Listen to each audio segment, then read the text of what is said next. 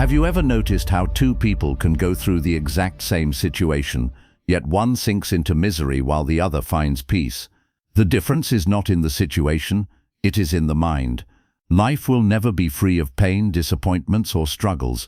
But here's the truth: when you train your mind to see the good, everything begins to shift. A problem becomes a lesson. A delay becomes a moment of rest. A simple smile becomes a reminder of beauty. Buddhism teaches us that the quality of your life is not determined by what you face, but by the lens through which you see it. And the most powerful lens you can create is the ability to look for the good, even when the world gives you every reason not to. 1. The lens of attention shapes your reality. The human mind works very much like a camera, and the images it captures become the reality you live in. Think about it. A camera can be pointed at a broken, decaying wall, and that will be the picture it produces. But if the same camera is turned slightly to the side, it may capture a blooming flower, a golden sunset, or a smiling child. The scene hasn't changed, the world is still the same, but the picture is completely different because the lens was directed differently. In the same way, your mind is constantly choosing what to notice, and that choice determines the quality of your inner life. If you habitually zoom in on flaws, disappointments, and setbacks, your inner picture will always look dark and heavy. Your heart will feel burdened, and the world will appear hostile. On the other hand, when you consciously redirect your attention to moments of kindness, to the beauty of nature, or to signs of personal growth, your world begins to feel lighter and more supportive. Life itself doesn't always change overnight, but the way you experience it does. This is the power of attention. What you decide to focus on is what expands in your life. If you keep focusing on negativity, negativity multiplies. If you learn to focus on goodness, gratitude, and small joys, they start to shine more brightly and occupy more space in your awareness. This is why Buddhism emphasizes the practice of mindfulness. Mindfulness is nothing mysterious. It is simply the ability to guide your attention with full awareness. Instead of letting your thoughts wander like an untrained horse, you gently hold the reins and guide them where you want them to go. When you stop rushing past life and actually notice the warmth of sunlight on your skin, the gentle rhythm of your breath, or the simple sound of laughter in the distance, you are training your mind to see the good that has always been present. These small moments are often ignored because the mind is too busy chasing worries, regrets, or endless desires. But mindfulness pulls you back into the present, where goodness can be found. Attention is not just passive observation, it is active creation. Just as a gardener waters a plant to help it grow, your attention nourishes whatever you focus on. If you water weeds, they will take over the garden. If you water flowers, they will bloom in beauty. In the same way, when you consistently give your attention to complaints, anger, or fear, those emotions grow stronger and take root in your life. But if you direct your attention to gratitude, patience, and love, those qualities grow and slowly reshape the way you experience the world. The truth is, what you ignore tends to fade away, and what you notice becomes your reality. If you stop paying attention to every insult, every mistake, and every negative thought, their power over you begins to weaken. If you instead practice noticing the good, even in small, simple things, you build a habit of seeing the world as a place of opportunity and beauty, rather than a prison of problems. In time, this practice changes not only your mood, but also your character. A person who trains their mind to see good develops resilience, optimism, and inner strength because they no longer give power to negativity. So remember, your life is not only shaped by what happens to you, but also by where you point your inner lens. Direct it toward the good, and life becomes a landscape of possibilities. Leave it focused only on flaws, and life feels like a constant struggle. The choice is always yours because your attention is the tool that creates your reality. 2. Gratitude turns ordinary moments into miracles. Gratitude is one of the simplest yet most powerful practices that can transform the way you see your life. The Buddha taught that contentment is the greatest wealth, and when you truly understand this, you realize that a grateful heart is richer than the wealthiest man with no appreciation. Gratitude is not about denying pain or pretending that everything is perfect. It is about shifting your mind from what is missing to what is already present. And this shift, though small, can change everything. Think of how often we take life for granted. We open our eyes every morning, but do we pause to appreciate the miracle of being alive, of breathing, of having another chance to live this day? We eat our meals, but how often do we reflect on the countless hands that work to bring that food to our table, the farmer, the transporter, the cook? We use our bodies to walk, speak, think and feel, yet many people don't appreciate their health until they lose it. Gratitude awakens you from this sleep of forgetfulness. It makes you aware of blessings that have always been there but were hidden behind your constant focus on what you lack. When you begin practicing gratitude, even ordinary moments become extraordinary. A cup of tea is no longer just a drink, it becomes a warm comfort that soothes your body and mind. Rain falling outside is no longer just bad weather, it becomes the gift of water that nourishes the earth. A simple smile from a stranger is no longer just a passing gesture, it becomes proof that kindness exists in the world. Gratitude transforms how you interpret everything you encounter. It takes what looks small and reveals its greatness. And here's the secret: gratitude is not something you wait to feel, it is something you practice. You don't have to wait for a perfect life before being thankful. You can start right now with whatever you have. Buddhism teaches that the mind becomes whatever it repeatedly does. If you practice gratitude daily, even in small ways, it becomes a natural habit. Some people keep gratitude journals, writing down 3 things they are thankful for each day. Others pause during meals to silently appreciate their food. Even simply saying thank you more often to people, to life, to yourself, reshapes your awareness. Gratitude also protects you from bitterness and despair. When difficulties arrive, as they always do, gratitude balances the scale. You may face problems, but gratitude reminds you that life is not all darkness, that there are still sources of light. A grateful mind doesn't deny suffering, but it does not drown in it either. It finds reasons to keep moving, to stay hopeful, and to continue seeing meaning in existence. Notice also how gratitude strengthens relationships. When you thank someone sincerely, you not only make them feel valued, but you also train yourself to see the good in people instead of their flaws. Gratitude reduces envy, dissolves resentment, and creates deeper bonds of trust. In families, friendships, or even workplaces, the presence of gratitude can completely change the atmosphere. In the end, gratitude is about learning to live in abundance, even if your life is not perfect. A person who constantly chases what they don't have will always feel empty, no matter how much they gain. But a person who cultivates gratitude can feel rich even with little, because they see value where others see nothing. This is why Buddhism calls contentment the greatest wealth. It cannot be taken away, and it does not depend on external possessions. So start small. Begin with the breath that sustains you, the body that carries you, the people who care about you, the opportunities you still have. Look for them, appreciate them, and speak them into your heart.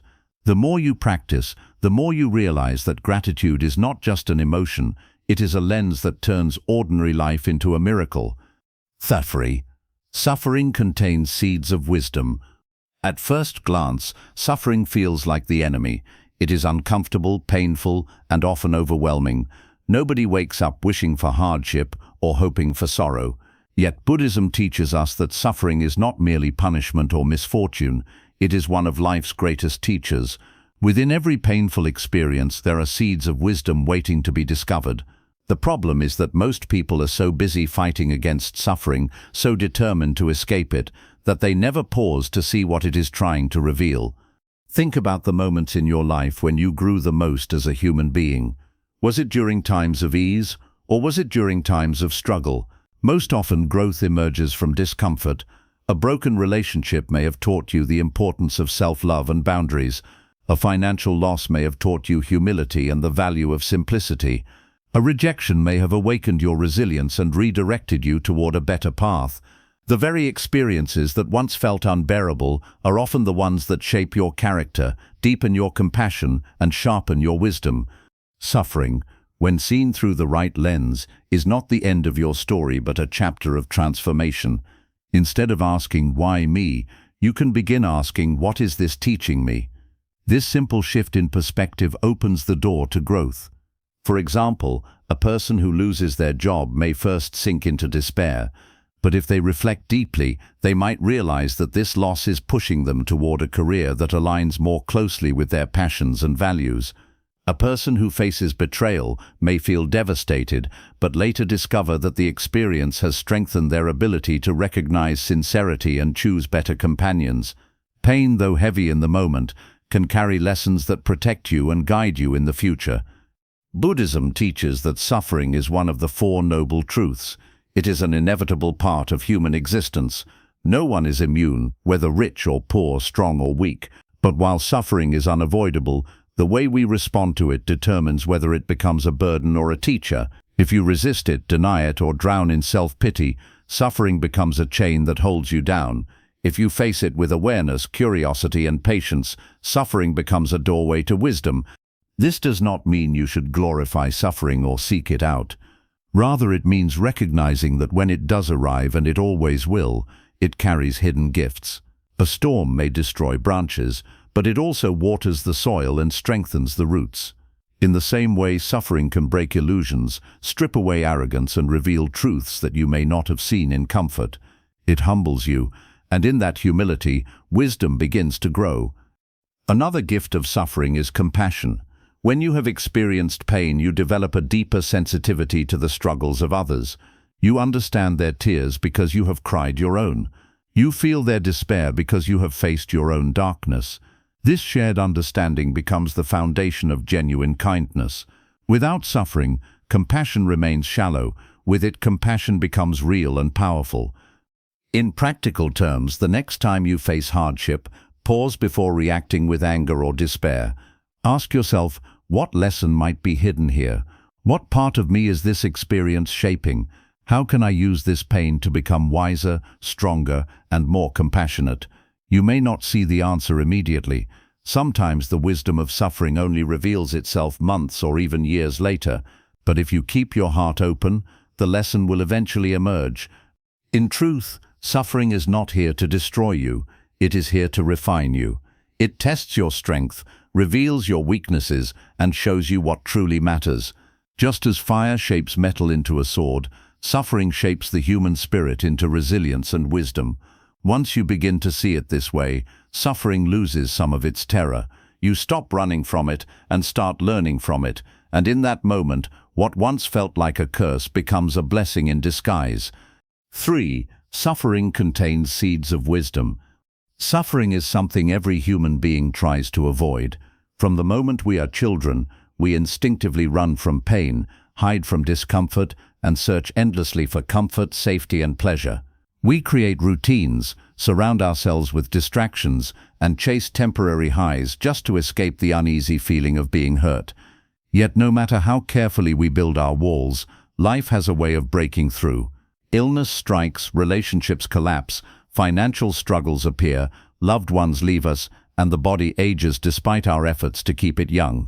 Suffering in one form or another is unavoidable. The Buddha made this reality the very foundation of his teaching. In the Four Noble Truths, the very first truth is simple yet profound.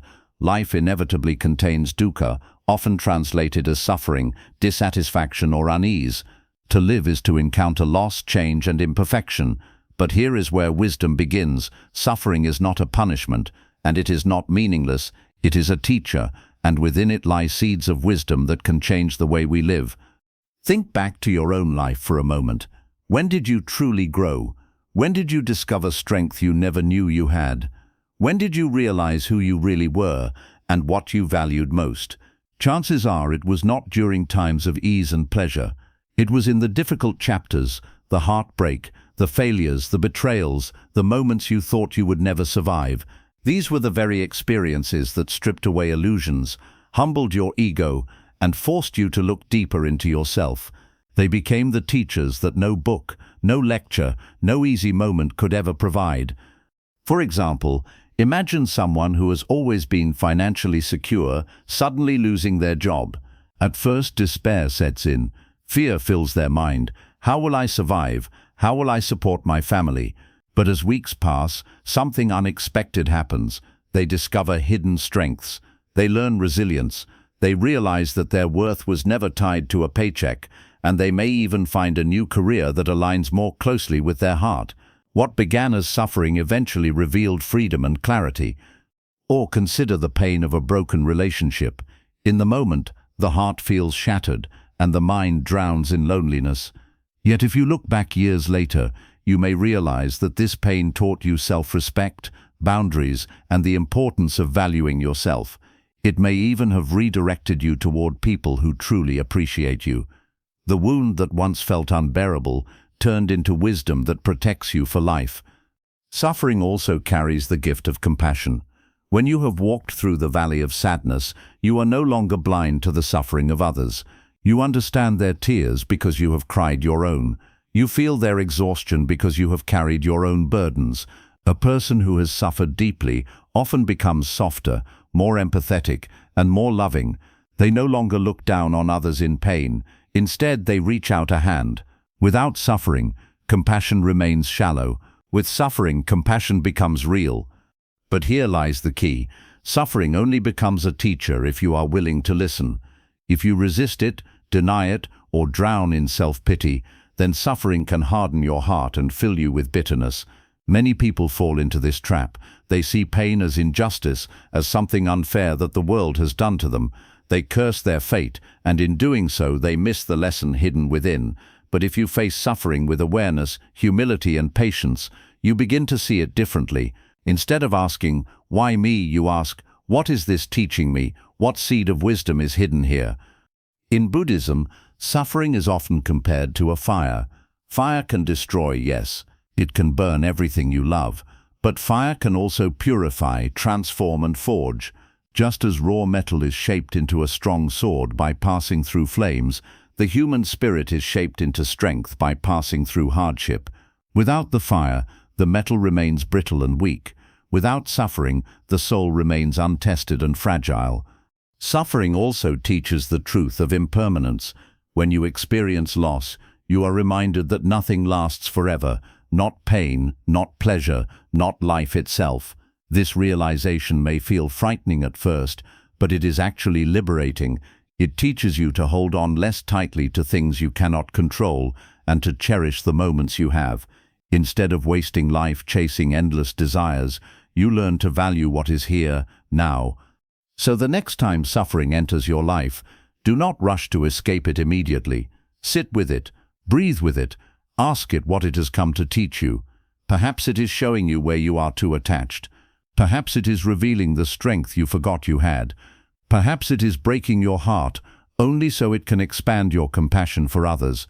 Every tear, every disappointment, every loss has the potential to carry a seed of wisdom if you are willing to see it.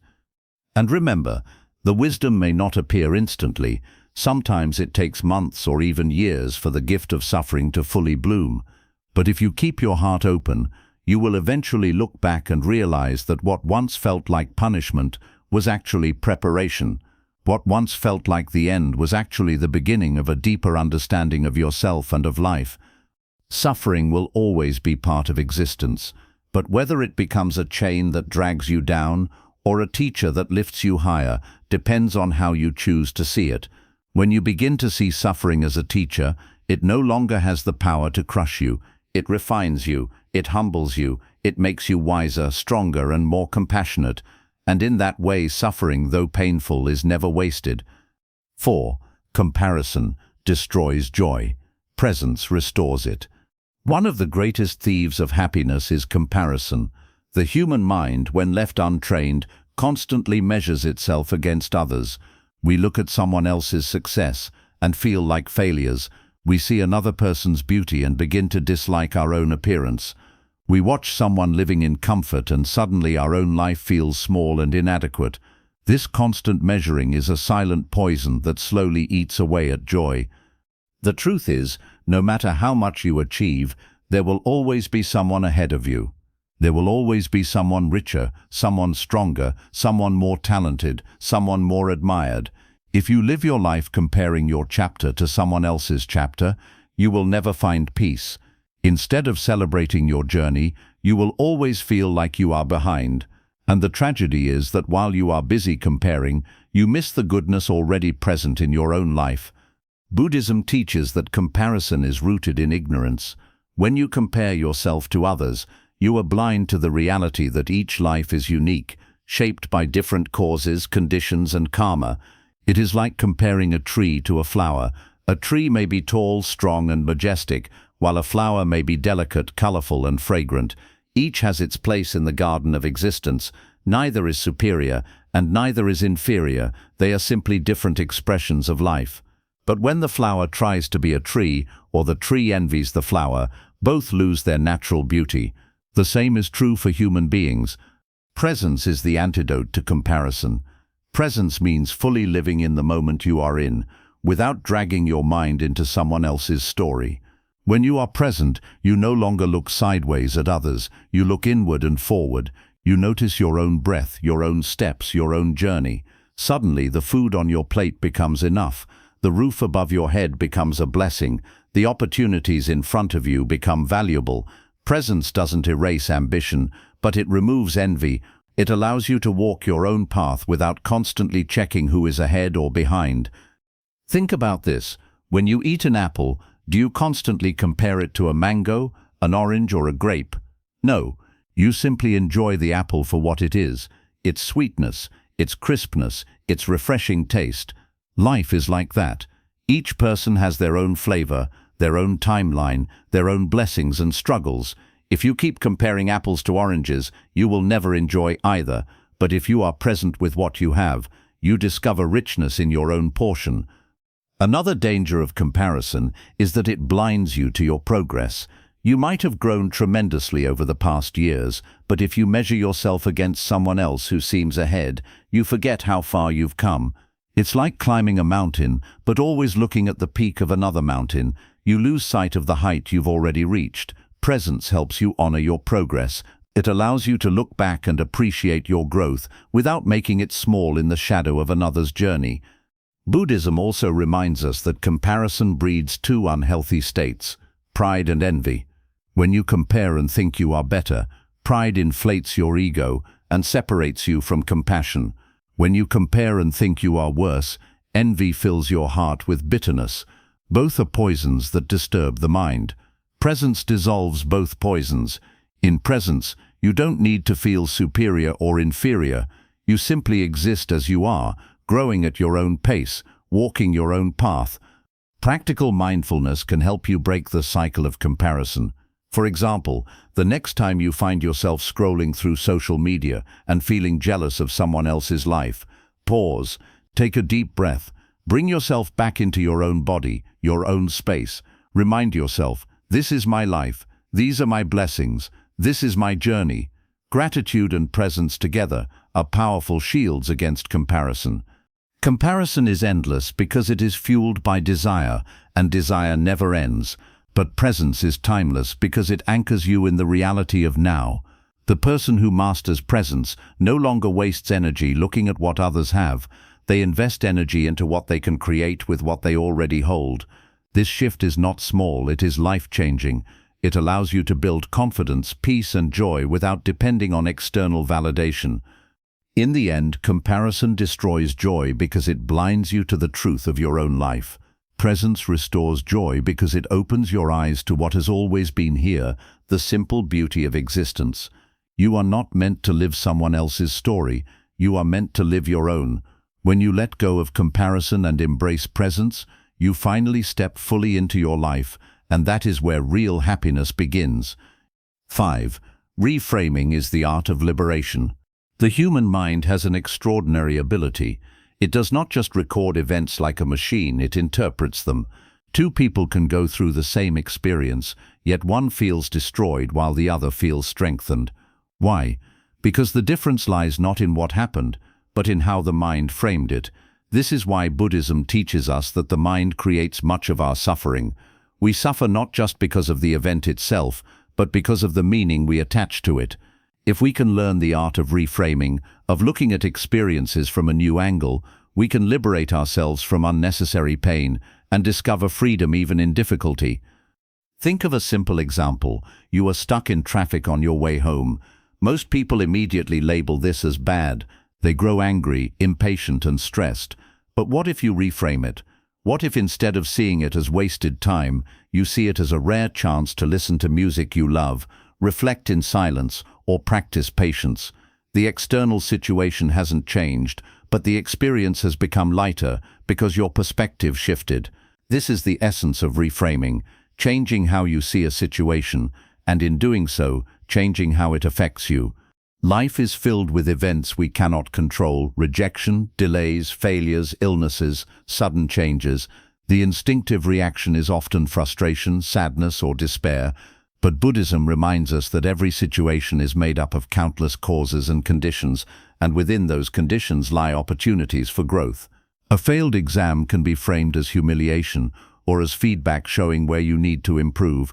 A lost job can be framed as a catastrophe, or as an open door leading you toward a more fulfilling career. Even aging can be reframed, not as a cruel theft of youth, but as a deepening of wisdom and a reminder of life's preciousness. Reframing does not deny reality. It does not pretend that pain isn't painful or that loss isn't heavy. Instead, it asks, is there another way to look at this? Is there a seed of wisdom, growth, or opportunity hidden in this hardship? When you ask these questions, you stop being a victim of circumstances and begin to reclaim your power. You cannot control the wind, but you can adjust your sails. That adjustment is reframing. In Buddhism, there is a powerful teaching about how suffering arises not from events themselves, but from how the mind clings and labels. When something unpleasant happens, the mind quickly calls it bad and resists it, creating double suffering, the pain of the event and the pain of your reaction. But if you reframe the event, if you see it as impermanent, as a lesson, as an opportunity, you break the chain of unnecessary suffering. For example, if someone insults you, your first thought might be, this is disrespect, this is humiliation. But reframed, it can become, this is a test of my patience, this is a chance to practice self-control. Instead of anger consuming you, the insult becomes your teacher. The art of reframing is like polishing a stone. At first, the stone looks rough, ordinary, and dull, but with the right angle of light and a little care, you discover it is a gem. Life is the same. Many experiences that appear painful or useless can, when reframed, reveal hidden value. Sometimes, the things you thought were setbacks were actually redirections. Sometimes, the things you thought were curses were actually blessings in disguise. Reframing also builds resilience. Life will always throw challenges at you. If you can only see them in one rigid way, you will break under the weight. But if you train your mind to look from different angles, you become flexible, like bamboo that bends but does not snap in the storm. You learn that even though you cannot always choose what happens, you can always choose how to see it. That choice is where your freedom lies.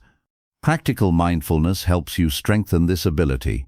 The next time you feel frustrated, pause and breathe. Instead of reacting immediately, ask yourself, is there another story I can tell about this? How else can I see this? Even a small shift can make a big difference. Imagine someone cutting you off in traffic. Instead of immediately thinking, that person disrespected me, you might reframe it as, maybe they are rushing to help someone, or maybe they are simply distracted. I too have made mistakes. Suddenly your anger lessens, and you feel lighter. Reframing is not self-deception, it is self-liberation. It does not change the outer world, but it transforms your inner world. And when your inner world changes, your entire experience of life changes with it. You begin to see that obstacles are also opportunities, endings are also beginnings, and every experience, no matter how difficult, has something to offer. In the end, the art of reframing is the art of freedom. It frees you from being chained to one interpretation, one reaction, one rigid way of seeing things. It reminds you that perspective is powerful, and that by shifting your perspective, you can shift your entire life. Events may come and go, but the meaning you give them stays with you. If you learn to give them empowering meaning, even the darkest moments can become stepping stones toward wisdom and peace. 6. Compassion expands the circle of good. Human beings are naturally drawn to think of themselves first. From the moment we are born, our minds revolve around our needs, our fears, and our desires. This is not wrong, it is part of survival. But if life remains only about me and mine, the world begins to feel narrow and suffocating. When you only see your own struggles, your suffering feels heavier. When you only chase your own gain, joy feels hollow. But the moment you widen your vision to include others, something extraordinary happens. The world becomes lighter, warmer, and more meaningful. This widening of the heart is what Buddhism calls compassion. Compassion is not pity, nor is it weakness. Compassion is the deep understanding that every person you meet carries invisible struggles, fears, and dreams, just like you. It is the recognition that beneath the surface of differences, all beings share the same wish to be happy, to be safe, to be free from pain. When you realize this, you begin to treat others with more gentleness. And each act of compassion, no matter how small, creates ripples of goodness that spread far beyond what you can see. Think about the last time you were in pain, whether emotional or physical. Didn't a kind word, a supportive gesture, or even a simple smile from someone make the burden feel lighter? That is the power of compassion. Now imagine being the one who offers that to others. The beauty of compassion is that it heals not only the receiver, but also the giver. When you extend compassion, your own heart softens, your mind becomes less obsessed with negativity, and your life begins to feel more connected and purposeful. Buddhism teaches that compassion is one of the greatest antidotes to suffering because it dissolves the illusion of separateness. Most suffering is magnified by the belief that we are alone, cut off from others, but compassion breaks down these walls. When you practice compassion, you realize that your pain is not unique, it is shared by millions. This realization does not diminish your struggle, but it gives you strength because you see that you are part of a larger human story. Compassion also transforms the way you interpret the actions of others. For example, when someone speaks harshly to you, your instinct may be to feel insulted or to retaliate, but compassion reframes the moment. Instead of asking, "Why are they against me?" you ask, "What pain might they be carrying?" Maybe their anger comes from stress, loneliness, or a wound you cannot see. With compassion, you shift from judgment to understanding. This does not mean tolerating abuse or allowing harm, but it does mean responding with wisdom rather than blind hatred. Another remarkable truth about compassion is that it expands your sense of joy. If your happiness depends only on your personal victories, it will always be limited. But if you can find happiness in the joy of others, your opportunities for happiness multiply endlessly.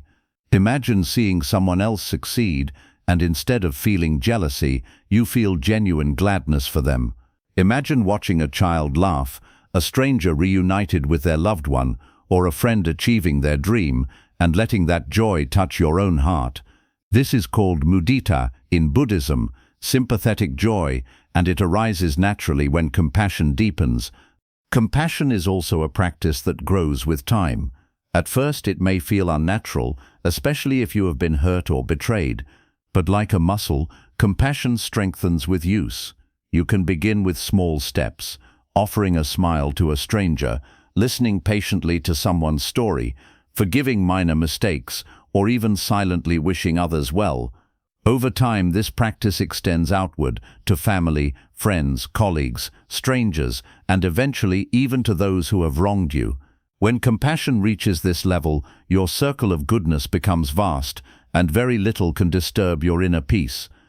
On a deeper level, compassion is not just about kindness to others, it is also about kindness to yourself. Many people are harsh with themselves, carrying guilt, shame, and self-criticism. But true compassion does not exclude the self. When you forgive yourself, when you treat your own wounds with gentleness, you develop the ability to extend the same care to others. A heart hardened against itself cannot fully love others, but a heart softened by self-compassion can embrace the world. Practical mindfulness exercises can help awaken compassion. For instance, in loving kindness meditation, you sit quietly and silently repeat phrases like, "May I be safe, may I be happy, may I be free from suffering." After a few moments, you extend these wishes to others, first to loved ones, then to strangers, and finally even to people you struggle with. This practice gradually expands your heart until you realize that every being, without exception, is worthy of compassion. In the end, compassion is not just an emotion, it is a way of seeing the world. It teaches you that life is not a competition of isolated individuals, but a shared journey. Your joy is connected to the joy of others, and your healing is connected to their healing. When you live with compassion, you begin to see goodness in places you once overlooked. You begin to notice that despite all the suffering, there is also kindness, generosity and love constantly flowing in the world. Compassion expands the circle of good because it multiplies light wherever it is practiced. A small act of compassion, a word, a gesture, a thought, can travel further than you will ever know. And the more compassion you cultivate, the more you see that life itself is brighter, softer, and more beautiful than you once believed. 7. Training the mind is a lifelong practice. One of the greatest misconceptions people carry is that transformation is a one-time event. We think if we read a single book, listen to a single teaching, or experience a single breakthrough moment, everything will suddenly change forever. But reality does not work that way. The mind is not a switch that can be flipped once and remain permanently in the light. The mind is more like a muscle, one that requires daily training, stretching and strengthening. If you stop exercising a muscle, it weakens. If you stop training the mind, it slips back into old habits of fear, negativity and distraction. This is why Buddhism emphasizes that cultivating the mind is not a one-day project but a lifelong practice. Consider how easily the mind falls into patterns. One moment you may feel calm, grateful and focused, and the next you find yourself irritated, restless or lost in worry. This instability is natural because the mind is constantly influenced by thoughts, memories and external events. Left untrained, the mind behaves like a wild horse running in every direction, chasing every impulse and exhausting itself in the process. But with steady training, the mind can be guided, disciplined and ultimately transformed into a source of clarity and peace. The practice of training the mind begins with awareness. Awareness means noticing where your attention goes, what emotions arise, and how your thoughts shape your perception of reality. For example, if you wake up and immediately start comparing yourself to others, awareness helps you catch that habit and redirect it toward gratitude for your own life. If anger flares when someone speaks harshly, awareness allows you to pause before reacting and to choose a more compassionate response. This constant returning to awareness is the foundation of lifelong training. But awareness alone is not enough. Training the mind also requires consistency. Just as a musician must practice scales daily to master their instrument, you must practice mindfulness, compassion, and gratitude daily to master your mind. A single meditation session may bring peace, but it will not erase years of conditioning. A single act of forgiveness may soften your heart, but it will not remove the tendency to hold grudges. True transformation happens slowly, like drops of water wearing away stone, not in dramatic bursts but through steady persistence. This is why Buddhism often uses the metaphor of walking a path. Enlightenment is not a destination that you reach after one leap. It is a path you walk step by step, breath by breath, moment by moment. Some days you may feel like you are making progress. Your mind feels calm, your heart feels open. Other days you may feel like you have stumbled backward. Anger rises, impatience grows, old habits return. But both days are part of the practice. Both are necessary for growth. The key is not to expect perfection, but to remain committed to the path. Think of how a gardener cares for a garden. They do not plant seeds and expect a forest to appear overnight. They water daily, remove weeds and nurture the soil, even when growth is invisible. Slowly the plants rise, and eventually the garden flourishes. Training the mind is the same. You plant seeds of mindfulness, gratitude, compassion and wisdom through daily practice. At first, progress may be invisible, but with patience, your inner garden blossoms. One of the challenges people face is discouragement. They meditate a few times, try to think positively for a week, or attempt to practice compassion, and when results do not come quickly, they give up. But imagine if a student gave up learning music after 1 week, or if a farmer abandoned the field after 1 season. Great results require time. The mind has been conditioned for years, often decades, to react negatively. Expecting it to transform instantly is unrealistic. But if you see training as a lifelong journey, discouragement fades. You no longer demand instant results. You simply keep practicing, trusting that progress is being made, even when it is not obvious. The lifelong nature of training the mind also reveals that learning never ends.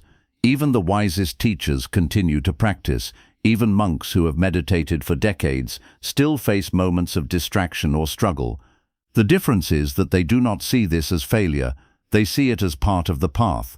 In fact, the humility to keep training no matter how far you've come is itself a sign of wisdom. The moment you believe you have arrived, growth stops. The moment you accept that training is lifelong, growth becomes endless.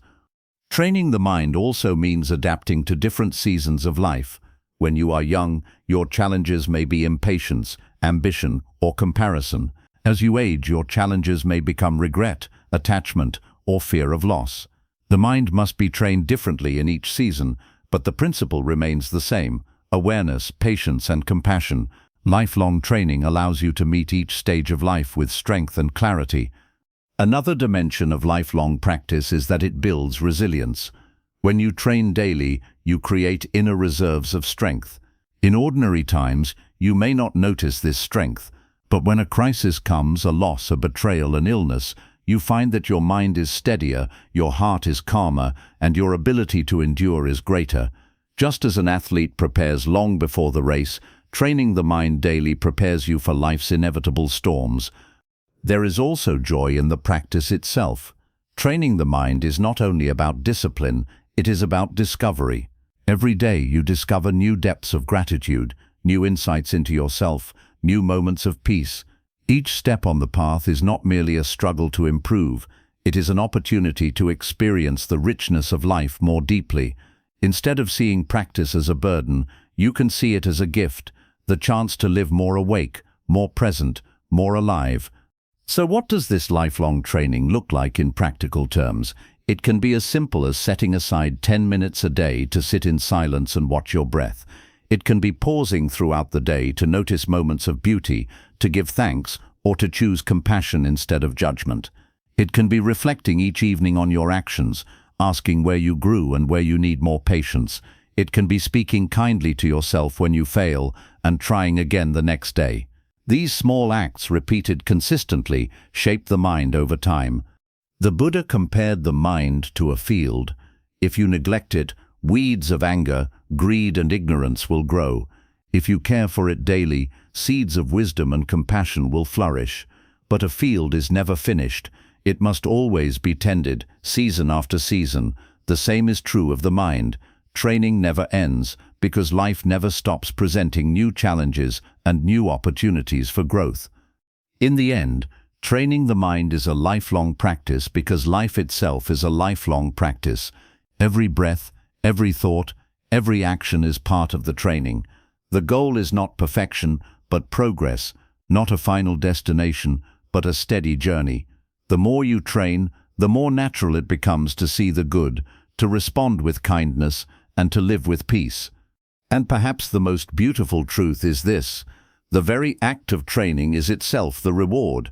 Each moment you return to awareness, each moment you choose compassion, each moment you practice gratitude, you are already living the fruits of the path. Life does not suddenly become free of challenges, but it becomes filled with meaning. You realize that the mind, once your greatest obstacle, has become your greatest ally, and with this ally by your side, every day becomes an opportunity to grow, to serve, and to see the goodness that was always there. 8. The good you seek is already within you. Most people live their entire lives searching outwardly for happiness, peace, and goodness. They believe that if they can find the right job, the right partner, the right amount of money, or the right circumstances, life will finally feel complete. This endless pursuit makes life feel like a race with no finish line. Yet Buddhism teaches us a truth so simple that it is often overlooked. What you are seeking is not outside of you, it is already within you.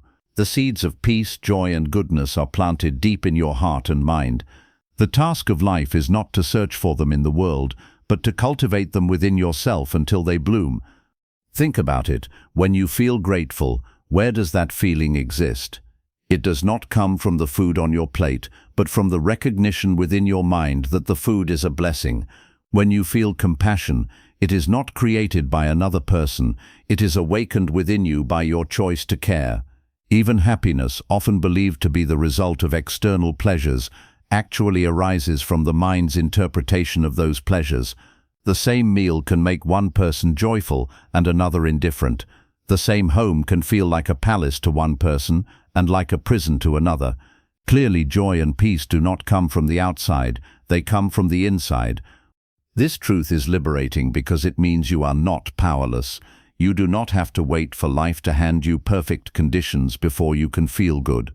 You can begin to experience goodness right now by training your mind to notice, appreciate, and nurture what is already present.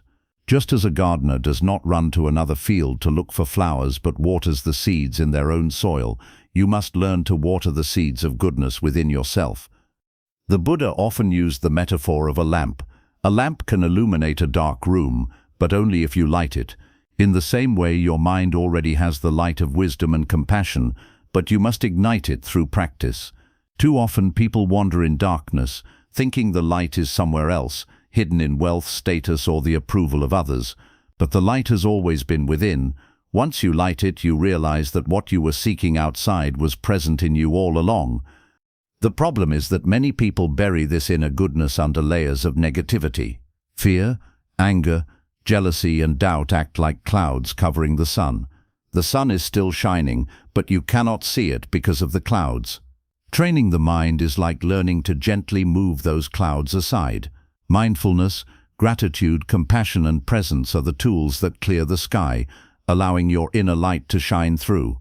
When the clouds fade, you see clearly that peace was never missing, it was simply hidden. Let us look at some examples of how this inner goodness can be awakened.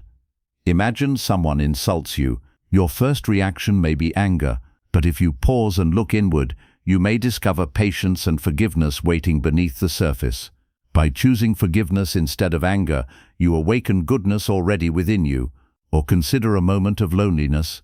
Instead of drowning in sadness, you may reflect inwardly and discover resilience and self-love. You then realize that you are not as empty as you thought, you carry strength within. Another way to understand this is through the Buddhist practice of meditation. When you sit quietly and focus on your breath, you are not importing peace from outside, you are uncovering the peace that was already there, hidden beneath layers of restlessness. At first the mind resists, thoughts jump, emotions pull, and discomfort arises. But as you continue practicing, you begin to notice moments of stillness. These moments are not new, they were always within you. You simply had to sit still long enough to experience them. This truth is also visible in the way we perceive beauty.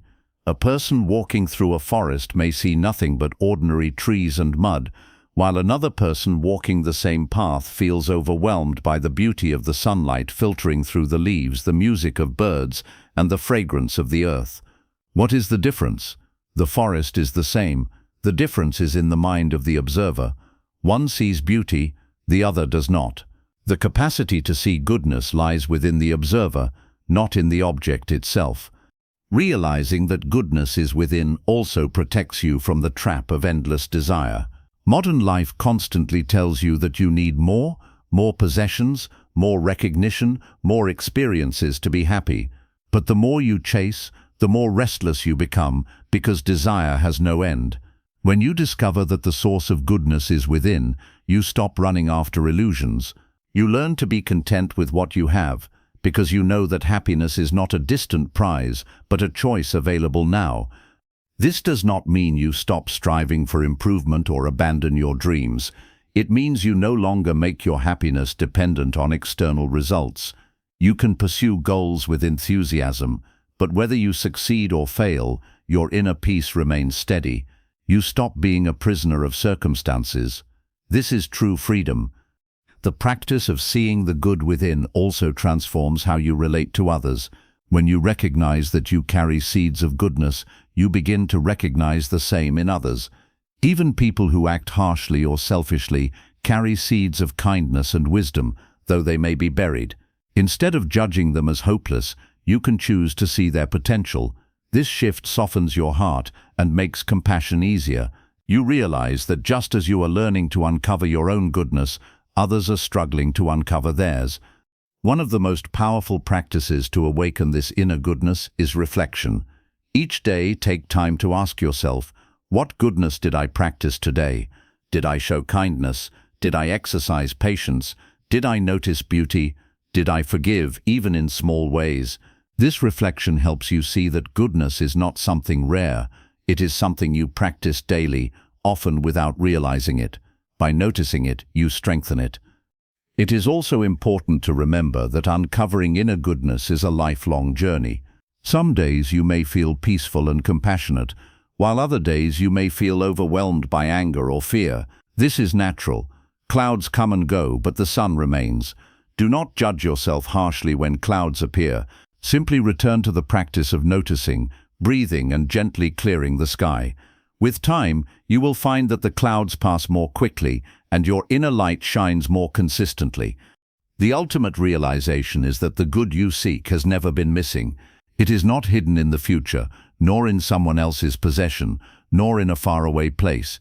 It is here, now, within you. Every breath is an opportunity to touch it. Every act of awareness is a chance to awaken it. Every moment of gratitude, compassion, and presence is proof that goodness is alive in you. When you truly grasp this truth, your relationship with life changes. You no longer live as a beggar, always searching for scraps of happiness from the world. You live as a creator, knowing that peace, joy, and goodness flow from within. The world may bring challenges, but it can no longer take away your inner wealth. And with this wealth, you not only transform your own life, you become a source of light for others, showing them that they too carry the goodness they have been searching for all along. 9. Impermanence teaches you to treasure the good. One of the most profound truths the Buddha taught is the principle of impermanence, anicca. Everything in life, whether joyful or painful, whether beautiful or ugly, whether big or small, is temporary. Nothing stays the same forever. The seasons change, the body ages, relationships evolve, wealth comes and goes, and even the mountains slowly erode over time. To resist this truth is to invite suffering, but to embrace it is to awaken wisdom. At first, impermanence may sound frightening. We do not want to lose what we love. We do not want our health to fade, our relationships to change, or our happiness to slip away. But impermanence is not only about loss, it is also about possibility. Because everything changes, pain does not last forever. Because everything changes, growth is possible. And because everything changes, every moment of goodness is precious beyond measure. Think of a flower blooming in spring. You know it will not last forever. Yet does that make it less beautiful? No, it makes it more beautiful because its fragility calls you to appreciate it fully while it is here. In the same way, when you accept impermanence, you begin to treasure the good in your life instead of taking it for granted. The smile of a loved one, the warmth of the sun, the laughter of a child, all of these become more meaningful when you realize they are fleeting gifts. Impermanence sharpens your appreciation. It teaches you that the good you see today may not be here tomorrow, so you should savor it with all your heart. Impermanence also frees you from despair. When you are suffering, it is easy to believe that the pain will never end. The mind says, "This is forever. I will always feel this way." But impermanence whispers a different truth. This too shall pass. The heartbreak that feels unbearable today will soften with time. The anger that burns inside you will fade if you let it. The darkness of grief, though heavy, will eventually give way to light. By remembering impermanence, you prevent yourself from drowning in temporary storms. Buddhism teaches that impermanence is not a curse but the very fabric of life. Imagine if nothing ever changed, if every situation, good or bad, lasted forever. Growth would be impossible. Learning would be impossible. Even joy, if it never changed, would eventually feel like boredom. It is precisely because life flows and shifts that we are able to evolve. The same river never passes twice, yet its flow nourishes the land. The same is true for our lives. Change is what allows us to move, grow, and discover new dimensions of ourselves. When you resist impermanence, you cling. You hold tightly to people, possessions and circumstances, hoping to freeze them in place. But clinging only creates suffering, because no amount of effort can stop the flow of time. It is like trying to hold water in your fist. The tighter you grip, the faster it slips away. Instead, Buddhism invites us to open our hands, to hold life gently, and to appreciate what we have while it is here. This does not mean detachment in the cold sense of indifference. It means loving fully without illusion, knowing that every moment is a gift, not a guarantee. Impermanence also teaches you to see the good in change. Often when one door closes, another opens. A friendship may end, but it may lead you to people who understand you more deeply. A job may be lost, but the loss may guide you toward your true calling. Even aging, which many fear, can be reframed as the unfolding of wisdom and the deepening of compassion. Impermanence reminds you that nothing is final, not joy, not sorrow, not success, not failure. Everything is in motion, and within that motion lies the possibility of renewal. Consider the sky. Clouds constantly move across it, sometimes light and soft, sometimes dark and stormy, but the sky itself remains vast and unchanged. In Buddhism, the mind is compared to the sky, and thoughts and emotions are like clouds. They come, they go, they shift. If you mistake yourself for the clouds, you suffer every storm, but if you remember that you are the sky, you realize that storms pass and clarity always returns. Impermanence allows you to identify less with temporary states and more with the vast awareness beneath them.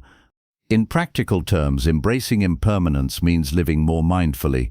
Instead of rushing through your day, you pause to notice the details that will not last, the taste of your food, the sound of rain, the presence of loved ones.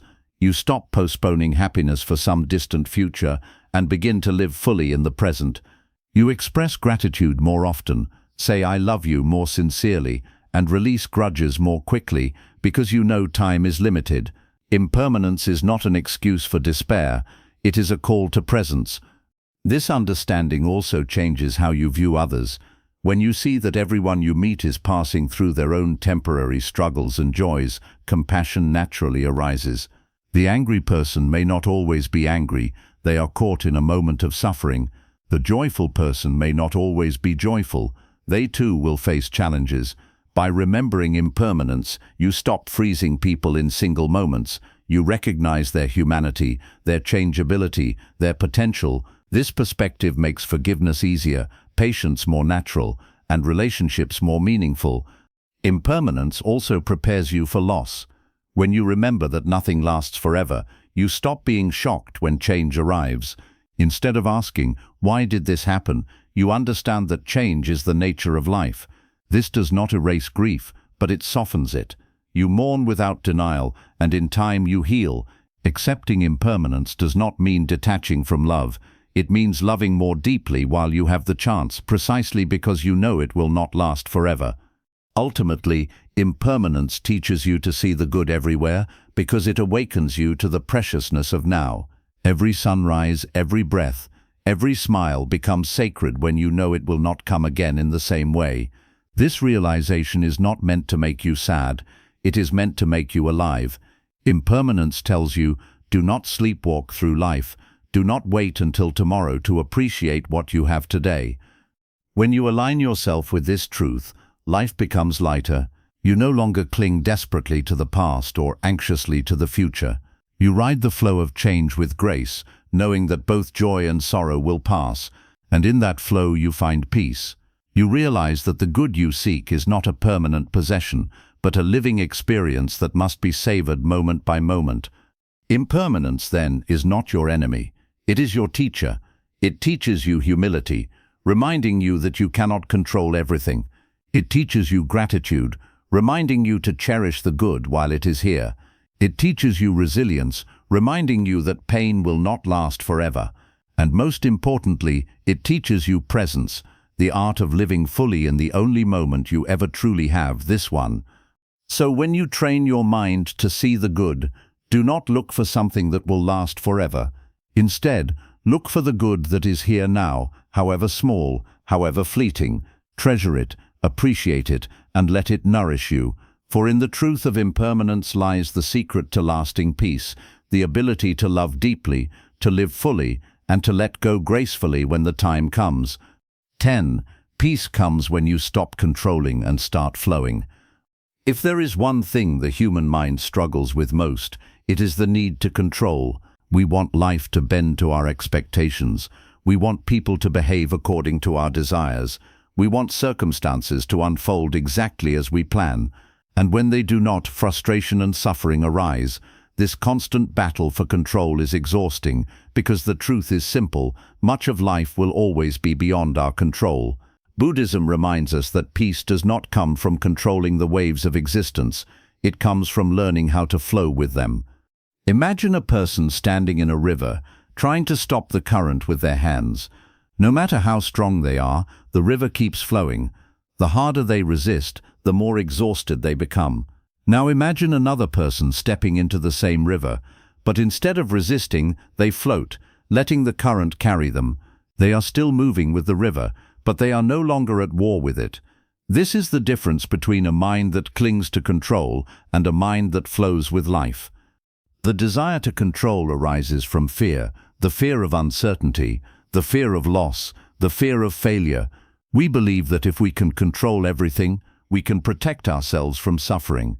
But ironically, the opposite happens. The more we cling, the more we suffer, because life refuses to obey our demands. People change, circumstances shift, and unexpected events arrive no matter how carefully we plan. Control becomes a cage that traps us in constant anxiety.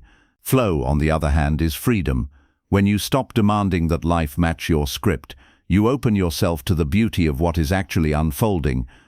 Flowing with life does not mean becoming passive or careless. It does not mean abandoning responsibility or giving up on dreams. It means acting with intention, but releasing attachment to outcomes. You still plant seeds, but you do not try to command when or how they will grow. You still work toward your goals, but you do not collapse when the path twists in unexpected ways. Flow means you do your part, and then trust the larger rhythm of existence. This principle can be seen in nature. A tree does not resist the seasons. In spring it blossoms. In summer it bears fruit. In autumn it lets its leaves fall. In winter it rests. At no point does the tree scream, "I refuse to lose my leaves," or "I demand that summer never end." The tree flows with the natural order, and in doing so, it thrives. Human beings, however, often resist the seasons of their own lives. We cling to youth, resist aging, fear change, and fight against endings. But if we learn from the tree, we can begin to embrace each season as part of the flow. Control is also tied to the ego, the false belief that we are separate from the rest of existence, standing above it, dictating how it should move. But Buddhism teaches interdependence. Nothing exists alone. Just as the ocean's waves rise and fall according to countless conditions, wind, moon, gravity, so too does your life flow according to countless causes. To demand that everything obey your will is to deny this truth. Flowing, however, means recognizing your place in the vast web of existence. You are not the master of the ocean, but you are not helpless either. You are a wave in the ocean, unique but inseparable from the whole. When you stop controlling and start flowing, peace arises because you are no longer fighting reality. Think of how much energy is wasted trying to change things you cannot change. You cannot control what others think of you. You cannot control the passage of time. You cannot control every twist of fate. But you can control how you respond. You can control whether you meet change with resistance or with acceptance. Flowing is not weakness, it is the strength of wisdom. This teaching becomes especially powerful in relationships. So much suffering comes from trying to control people, demanding that they love you in a certain way, behave according to your wishes, or never change. But people are like rivers, always moving. If you try to trap them, you both suffer. If you allow them to flow, you create space for real love. Love based on freedom, not possession. Flowing in relationships means appreciating people as they are, not as you want them to be. It means walking alongside them rather than chaining them to your expectations. The art of flowing also applies to your inner world. Thoughts, emotions, and moods are constantly changing. When anger arises, many people cling to it, feeding it with stories until it becomes a fire. When sadness arises, they resist it, pushing it away, which only makes it stronger. Flowing means allowing emotions to come and go without clinging or resisting. You let anger arise, observe it, and let it pass. You let sadness visit, acknowledge it, and let it fade. In doing so, you realize that emotions, like clouds, are temporary. They are not who you are. They are just passing weather in the sky of your mind. One of the most practical ways to train in flowing is through mindfulness. When something does not go your way, pause. Instead of immediately resisting, breathe and ask yourself, what is life teaching me here? How can I move with this instead of against it? Often you will discover that what seemed like an obstacle is actually redirecting you toward a better path. Flowing allows you to see possibilities that control would have blinded you to. Flow also cultivates trust, not blind trust in luck, but trust in the unfolding of causes and conditions. When you look back at your life, you can often see that many of the things you once resisted turned out to be blessings in disguise. The rejection that felt like disaster opened the door to a new opportunity. The failure that crushed you taught you resilience. The loss that broke your heart deepened your compassion. Flowing means remembering this truth even in the moment of difficulty. It means trusting that life in its wisdom often gives you not what you want, but what you need to grow. This practice of flowing changes your entire relationship with the future. Instead of living in constant fear of what might happen, you live with openness. You still plan, but you do not cling to the plan. You still dream, but you are not shattered if the dream changes shape. You realize that the future is not meant to be controlled, it is meant to be met with presence and adaptability. And when the future arrives, you will be ready, not because you forced it, but because you flowed with it. Ultimately, flowing is not about giving up, it is about letting go. It is about surrendering the illusion that you are the master of everything, and instead embracing the truth that you are part of something vast and interconnected. This surrender is not defeat, it is liberation. It frees you from the exhausting burden of control and allows you to live with ease, flexibility, and peace. So the next time you feel life slipping out of your control, remember the river. Remember that you can choose to fight and exhaust yourself, or you can choose to float and discover freedom. You can choose to be rigid and break, or you can choose to flow and endure. The choice is always yours. When you stop controlling and start flowing, life does not suddenly become free of challenges, but it does become free of unnecessary suffering. Peace arises, not because the world has changed, but because your relationship to the world has changed. And in that peace, you discover the deepest truth of all. The good you were seeking has been here all along, waiting in the flow of life itself. 11. Stillness reveals the good hidden beneath the noise. In today's world, the human mind is constantly bombarded with noise. There is the outer noise of traffic, technology, news, endless notifications, and conversations that often lack depth. And then there is the inner noise, the chatter of thoughts, the replaying of regrets, the worrying about the future, the comparing, the judging, the never-ending commentary that fills our heads from morning until night. Surrounded by so much noise, it becomes nearly impossible to notice the quiet goodness that exists both within and around us. Buddhism teaches that if you want to see clearly, you must first become still. Stillness is not the absence of life, it is the discovery of life's deepest truth. Imagine a pond filled with muddy water. If you keep stirring the water, it remains cloudy and you cannot see the bottom. But if you let the water rest, the mud slowly settles and the water becomes clear. In the same way, when your mind is restless, filled with noise and constant stimulation, you cannot see the good that is right in front of you. But when you practice stillness through meditation, mindfulness, or simple pauses, the mud of distraction settles. Suddenly, clarity arises. You see the beauty of the present moment, the small blessings you had overlooked, and the calm strength already within you. Stillness is powerful because it changes your relationship with reality. Most people run through life reacting. Someone says something unkind, and they immediately respond with anger. Something doesn't go as planned, and they react with frustration. Their mind is like a leaf blown around by the wind, never stable, never steady. But when you cultivate stillness, You create a pause between stimulus and response. In that pause lies your freedom.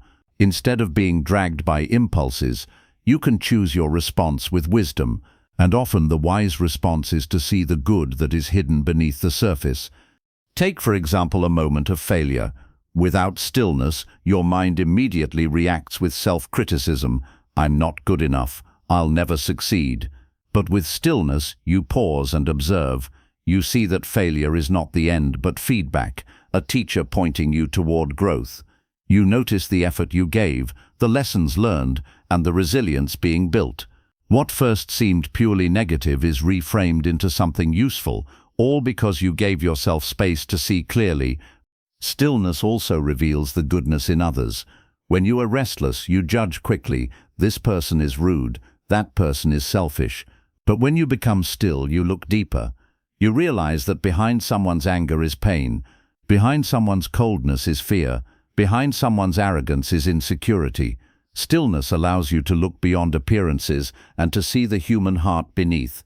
And when you see that heart, compassion naturally arises. You stop focusing on flaws and start noticing the goodness people carry, even if it is hidden under layers of struggle. On a practical level, stillness can be cultivated in many ways. Meditation is the most well-known practice, but stillness can also be found in simple acts: sitting silently with a cup of tea, walking slowly without distraction, breathing deeply before speaking, or simply pausing in gratitude before a meal. These moments of stillness act as anchors in the storm of daily life. They remind you to return to yourself, to notice what is here now, and to open your eyes to the good around you. Another dimension of stillness is learning to quiet the inner critic. For many people, the loudest noise is not outside but inside, the harsh voice that constantly says, "You're not enough, you're failing, you should be more like others." This voice drowns out the quiet truth that you are already worthy, already carrying goodness. Stillness teaches you to step back from that voice. You begin to observe it instead of obeying it. You realize that the inner critic is just another cloud passing across the sky of the mind, not the sky itself. And once you stop giving it power, the goodness within you has space to shine. Stillness also deepens your appreciation for impermanence. When you rush through life, everything blurs. You barely notice the sunrise, the smile of a loved one, the taste of your food, the feeling of air in your lungs. But when you pause in stillness, you realize how fleeting and precious these moments are. A sunrise will never come again in the same way. A conversation with a loved one may be the last of its kind. Even your own breath is a miracle you often overlook. Stillness helps you treasure the good while it is here, instead of realizing its value only after it is gone. Perhaps one of the most transformative gifts of stillness is that it connects you to your deeper self, the part of you that is beyond fear, beyond desire, beyond the constant chasing of the world. In stillness, you realize that your worth is not tied to achievements, possessions, or recognition. You begin to feel a sense of wholeness that is independent of circumstances. And from that wholeness, you naturally see more good in life because you are no longer desperate to fill an inner emptiness. The practice of stillness also builds resilience against suffering. Life will always bring storms, loss, illness, disappointment, change. A restless mind is easily shaken by these storms, but a still mind, like a deep-rooted tree, bends without breaking. When difficulties come, stillness allows you to face them with clarity and calm. You may still feel pain, but you are not consumed by it. You can hold both the difficulty and the goodness together, seeing that even in suffering, there are moments of beauty and grace. In Buddhism, monks often sit for hours in silence, not to escape the world, but to understand it more deeply. They know that in silence and stillness, the truths of life reveal themselves. For the average person, hours of meditation may not be realistic, but even a few minutes of stillness each day can transform the way you live. The key is consistency. Just as water shapes rock not by force but by persistence, stillness shapes the mind through gentle daily practice. Stillness also has a ripple effect. When you cultivate it, others feel it. A calm presence can soothe a restless room. A gentle response can dissolve an argument. A peaceful heart can inspire others to slow down and look within. By practicing stillness, you not only benefit yourself, you spread goodness into your community, your family, and your relationships. You become a reminder to others that peace is possible, even in a noisy world. Ultimately, stillness is not the end goal, it is the doorway. It is the doorway to gratitude, compassion, clarity, and joy. It is the space in which you discover that the good you seek has been here all along, waiting patiently beneath the noise. And once you have touched that stillness, you carry it with you into the chaos of daily life. You no longer need perfect conditions to feel peace. You can be surrounded by noise, yet remain calm inside. You can face challenges, yet remain steady. You can see flaws, yet remain focused on the good. The practice is simple, though not always easy. Pause, breathe, and be still. Do this often and you will notice that life becomes clearer, lighter, and more beautiful. The good was never missing, it was only hidden. Stillness reveals it, and once revealed, it cannot be unseen. 12. Contentment is the key that unlocks the good in life. One of the greatest paradoxes of human existence is that although we have more comforts, opportunities, and freedoms today than at almost any other time in history, many people are still deeply unhappy. Why? Because no matter what they achieve, it never feels like enough. The mind keeps whispering, "I need more, I need better, I need different." This endless craving blinds us to the goodness that is already present. Buddhism teaches that true peace is not found in the endless chase for more. It is found in contentment. Contentment is not laziness, nor is it resignation.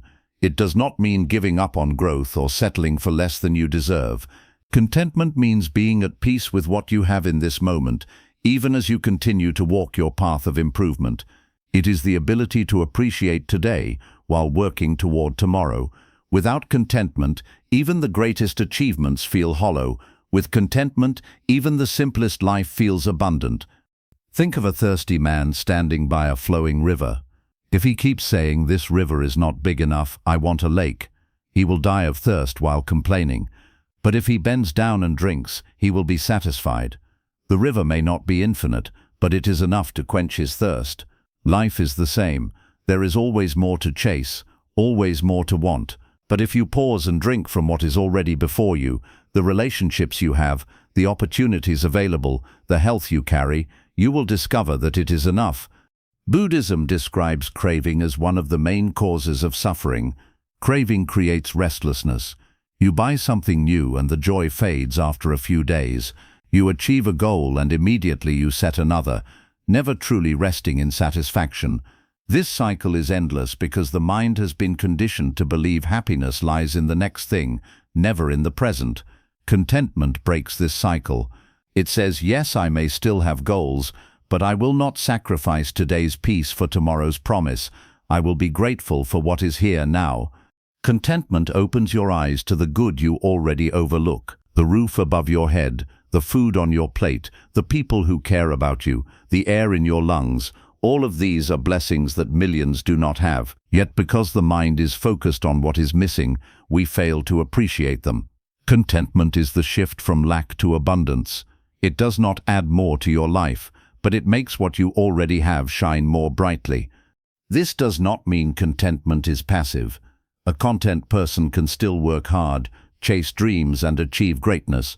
The difference is that they do not tie their happiness to the outcome. They enjoy the journey because they are not slaves to the destination. Imagine two people climbing a mountain. One is obsessed with reaching the peak and feels miserable the entire climb because it is hard. The other enjoys the view, the fresh air, the exercise, and the company along the way. Both may reach the top, but only one truly lived the experience. That is the difference contentment makes. Contentment also protects you from the trap of comparison. When you are content, you stop measuring your life against others. You no longer care if someone has more money, more recognition, or more success, because you understand that true wealth is inner peace. Contentment teaches you that the size of your house or the brand of your clothes does not determine your worth. Your worth is measured by your ability to live with gratitude, compassion, and presence. Another gift of contentment is resilience. When difficulties come, a discontent mind collapses, constantly complaining, constantly asking, "Why me?" But a content mind, grounded in gratitude, can endure hardship with strength. It says, even in this storm there is still something good. Even in this pain there is still something to learn. This perspective does not erase suffering, but it makes it bearable. It turns obstacles into teachers and losses into opportunities for deeper wisdom. Buddhism also reminds us that contentment is a choice. It is not something you wait for life to give you. It is something you cultivate daily. You can practice contentment in small ways by pausing to enjoy a simple meal, by appreciating the roof over your head, by noticing the beauty of nature on your way to work, by being grateful for the people who stand by you. Each act of appreciation strengthens the muscle of contentment until it becomes a natural state of mind. Contentment also transforms relationships. When you are discontent, you expect others to fill your emptiness. You demand that they behave in ways that satisfy your desires. This creates tension because no one can meet your expectations all the time. But when you are content within yourself, you stop burdening others with the responsibility for your happiness. You can love them freely, without conditions. This makes relationships lighter, more genuine, and more joyful. Another dimension of contentment is self-acceptance. Many people are harsh with themselves, always wishing they were smarter, stronger, or more attractive. This self-criticism blinds them to their own goodness. Contentment means accepting yourself as you are, while still working to grow.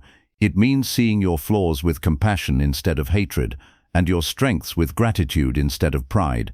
When you are content with yourself, you radiate peace, and others feel safer and happier around you. One of the most beautiful aspects of contentment is that it liberates you from greed. Greed says more, more, more. Contentment says, this is enough. A greedy mind is never satisfied, no matter how much it gets, but a content mind is rich even with little. This is why the Buddha taught that contentment is the greatest wealth. It cannot be stolen, it does not depend on external possessions, and it brings peace in every circumstance. Contentment also deepens your spiritual practice. When you are content, meditation becomes easier because your mind is not constantly restless, chasing after desires.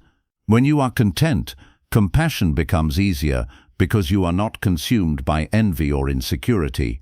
When you are content, gratitude flows naturally because you are always aware of how much you already have. In this way, contentment is the soil in which all other virtues grow. Practical ways to cultivate contentment include reflecting daily on blessings, simplifying your life, and practicing generosity. Generosity is powerful because it breaks the illusion of lack. When you give, you remind yourself that you already have enough. Generosity also creates joy because sharing your blessings allows you to experience abundance in action. Another practice is mindfulness, simply being present with what is, without wishing it were different. Mindfulness teaches you to say, this moment is enough. Ultimately, contentment does not mean you stop dreaming. It means you stop postponing happiness until your dreams come true. You learn to live fully now, even as you move toward the future. You realize that every day holds goodness if you choose to see it. Contentment unlocks this goodness by shifting your focus from lack to abundance, from craving to gratitude, from comparison to appreciation. In the end, contentment is the key that unlocks the good in life. Without it, you can chase endlessly and never feel satisfied. With it, you can live simply and still feel rich. Contentment teaches you that peace is not found in what you achieve tomorrow, but in how you live today. And when you carry this truth in your heart, life itself becomes lighter, brighter, and more beautiful because you finally see the good that was always there. 13. Patience opens the door to hidden goodness. If there is one quality that modern life discourages more than anything else, it is patience. Everything around us pushes speed, instant food, instant communication, instant results. We are taught that if something takes too long, it is broken or outdated. The result is that people become restless and frustrated the moment life does not move according to their timeline. Yet Buddhism teaches that impatience blinds the mind and heart. The good is often hidden in the slow unfolding of life, and only patience has the power to reveal it. Patience is not simply waiting. Anyone can wait while complaining, fidgeting, and wishing time would move faster. Patience is waiting with calmness, with acceptance, and with trust. It is the ability to be present in the process, instead of being obsessed only with the result. Without patience, even small inconveniences turn into suffering. With patience, even long struggles become bearable and meaningful. Think of a seed planted in the soil. You cannot rush its growth. If you dig it up every day to check its progress, you will kill it. If you water it consistently and allow time to do its work, eventually it will break through the earth and grow into a plant. Life is the same. The goodness you are seeking often grows slowly, in ways you cannot see. Impatience is like digging up the seed. It destroys the process. Patience is like steady watering. It allows the hidden goodness to appear in its own time. When you train your mind to see the good, patience becomes essential, because not all good is immediate. Some good is visible right away. A smile, a kind word, a small blessing. But deeper good often takes time to emerge. Pain may not reveal its lesson until months later. Failure may not show its value until it redirects you to a better path. A dream may not bear fruit until years of effort and resilience. Impatience makes you abandon the path before the good is revealed. Patience keeps you walking until the gift is clear. Impatience is often rooted in craving. The mind says, "I want this now. I will only be happy when it arrives." This creates suffering because the present moment is rejected as inadequate. Patience transforms craving into acceptance. It says, "I may not have everything I want right now, but I can still find peace here. I can trust that what is meant for me will come in its own time." This shift immediately lightens the heart. Instead of fighting with time, you flow with it. Patience also protects relationships. Many conflicts arise not because people truly dislike each other, but because they are impatient with one another's growth, mistakes, or differences. A parent loses patience with a child learning slowly. A partner loses patience with a loved one's flaws. A worker loses patience with a colleague's pace. But when you practice patience, you begin to see the good beneath the imperfection. You realize that growth takes time, that mistakes are part of learning, and that every person, including yourself, deserves space to evolve. This understanding softens anger and strengthens compassion. On a personal level, patience teaches you to see goodness in your own journey. Too often, we are harsh with ourselves, demanding immediate change. "I should already be successful. I should already be healed. I should already be wise." This impatience blinds us to the progress we have already made. But if you step back with patience, you begin to see that growth is happening, even if slowly.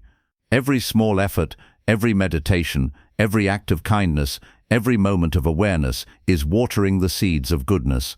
You may not notice the change day by day, but over time transformation becomes clear. Buddhism often speaks of patience as a form of strength, not weakness. An impatient person reacts quickly, often with anger or despair. A patient person holds steady, like a mountain enduring storms. They do not collapse when results are delayed or when others test their limits. This steadiness is true strength. Anyone can shout in frustration, but it takes great power to remain calm, to breathe, and to wait without resentment. Practical ways to cultivate patience include mindfulness and reframing. When you feel impatience rising, perhaps in traffic, in a long line, or during a personal challenge, pause and breathe. Instead of thinking, "This is wasting my time," reframe it as, "This is a chance to practice calmness. This is an opportunity to notice what is around me." In this way, impatience becomes a teacher, reminding you to slow down and return to the present. Another practice is to remind yourself of impermanence. Whatever delay or difficulty you face will not last forever. The line will eventually move, the pain will eventually fade, the challenge will eventually pass. Remembering impermanence helps you release the demand for instant change and trust that time itself is part of the process. Patience also connects deeply with faith, not blind faith in luck, but faith in the unfolding of life.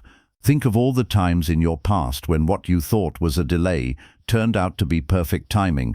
Perhaps a job you didn't get led you to a better opportunity. Perhaps a relationship that didn't work out saved you from greater heartbreak. At the time, you felt frustrated, but looking back, you see the hidden good. Patience is the decision to trust this truth, even in the moment of waiting. On a deeper level, patience is the recognition that life cannot be controlled. The river flows at its own pace, and no amount of shouting will make it flow faster. You can either exhaust yourself fighting against time, or learn to float and trust its rhythm. In floating, you discover peace. When you live with patience, life becomes less about rushing and more about savoring. You begin to enjoy the journey instead of obsessing over the destination. You notice the small joys along the way, instead of postponing happiness until some imagined future. You begin to see that goodness is not only at the finish line, it is scattered throughout the path, waiting for you to notice. Patience also frees you from bitterness. Without patience, delays and disappointments harden the heart. You feel cheated, angry, or hopeless, but patience softens you. It reminds you that goodness can still emerge, even from what feels like a setback. It teaches you to hold suffering with gentleness, knowing that it too has a role in your growth. Ultimately, patience is not just about waiting, it is about how you wait. You can wait with frustration, or you can wait with peace. You can wait while complaining, or you can wait while noticing the blessings already present. The choice is always yours. But if you choose patience, you will find that life becomes lighter. The storms still come, but you no longer drown in them. You float, trusting that calm waters will return. Patience opens the door to hidden goodness because it allows time for seeds to grow, for wounds to heal, for lessons to reveal themselves. Without patience, you rush past these gifts. With patience, you discover that life is not withholding goodness, it is simply asking you to wait long enough to see it. So train your mind to be patient. When delays come, breathe. When results take time, trust.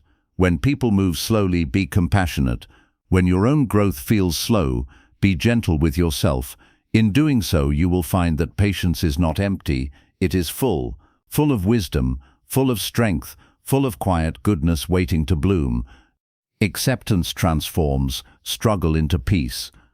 If there is one force that silently fuels much of human suffering, it is resistance. We resist reality. We resist change. We resist pain, imperfection, and loss. This resistance takes many forms: denial, anger, constant complaining, or the endless effort to control what cannot be controlled. The result is a life lived in conflict, not only with circumstances, but with ourselves. Buddhism teaches that acceptance is the antidote. Acceptance does not mean giving up, and it does not mean agreeing with everything that happens. Acceptance means seeing reality as it is, without distortion, and choosing to respond with clarity instead of struggle. At first, the idea of acceptance can sound passive, even weak. Many people believe that if they accept something, it means they approve of it or surrender to hopelessness. But true acceptance is strength. It requires courage to look directly at life as it is, instead of escaping into illusions. It requires wisdom to let go of the endless fight against what already exists. Acceptance is not the same as passivity. It is the foundation for wise action. You cannot change what you refuse to acknowledge. You cannot heal what you will not face. Only by accepting the truth of the present can you take steps to transform the future. Think of a person caught in the rain without an umbrella. If they resist, they shout at the sky, curse the weather, and run angrily through the storm. They are wet and miserable, but another person, in the same storm, may simply accept. It is raining.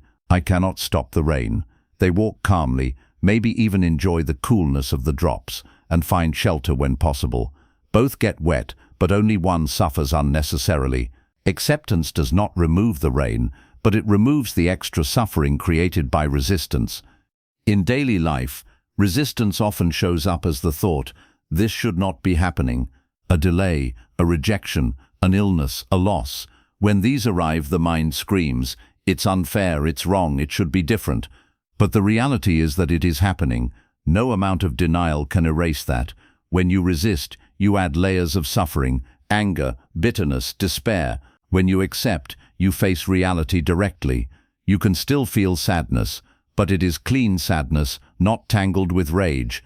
You can still take action, but it comes from clarity, not panic. Acceptance is not resignation. Resignation says, "There is nothing I can do, so I give up." Acceptance says, "This is what is true right now. I will work with it wisely." For example, if you lose a job, resignation says, "I'm doomed, life is over." Acceptance says, "Yes, I lost this job. It hurts, but now I can look for new opportunities." If you face illness, resignation says, "I will suffer forever." Acceptance says, "This illness is here. I will care for myself, follow treatment, and still live meaningfully." Do you see the difference? Resignation drains energy, while acceptance frees energy. One of the most powerful gifts of acceptance is peace. The moment you stop fighting with reality, a deep calm arises. It is as if you have been carrying a heavy burden of resistance, and suddenly you set it down. Life may still be difficult, but you are no longer making it harder within a conflict. This peace allows you to see the good that was invisible before. When your energy is no longer wasted on resistance, you can notice the support of friends, the lessons hidden in hardship, the strength you never knew you had. Acceptance also transforms relationships. So much conflict in families, friendships, and partnerships comes from the refusal to accept others as they are. We want them to change, to fit our expectations, to act the way we believe they should. But people are not clay to be molded. They are rivers flowing in their own direction. When you stop resisting who they are and begin accepting them as human beings with flaws and strengths, your heart softens. You may still set boundaries or choose distance when necessary, but your actions come from understanding, not resentment. This shift heals many wounds and allows love to flow more freely. On a personal level, acceptance also means embracing yourself. Many people live in constant resistance to who they are.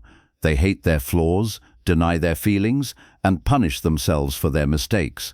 This inner battle creates endless suffering. Acceptance does not mean you stop growing. It means you stop hating yourself as you grow. It means saying, "Yes, I am imperfect. Yes, I make mistakes, but I am still worthy of love, and I can still improve step by step." Self-acceptance turns the harsh voice of the inner critic into the gentle voice of a guide. Another way acceptance creates goodness is by reconnecting you with impermanence. When you accept that everything changes, you stop clinging to what must pass and stop fearing what must come. You realize that joy, when it comes, should be savored because it will not last forever. You realize that pain, when it comes, should be held with patience because it too will not last forever. Acceptance of impermanence opens the heart to gratitude for the present and hope for the future. Buddhist teachings often describe suffering as a second arrow.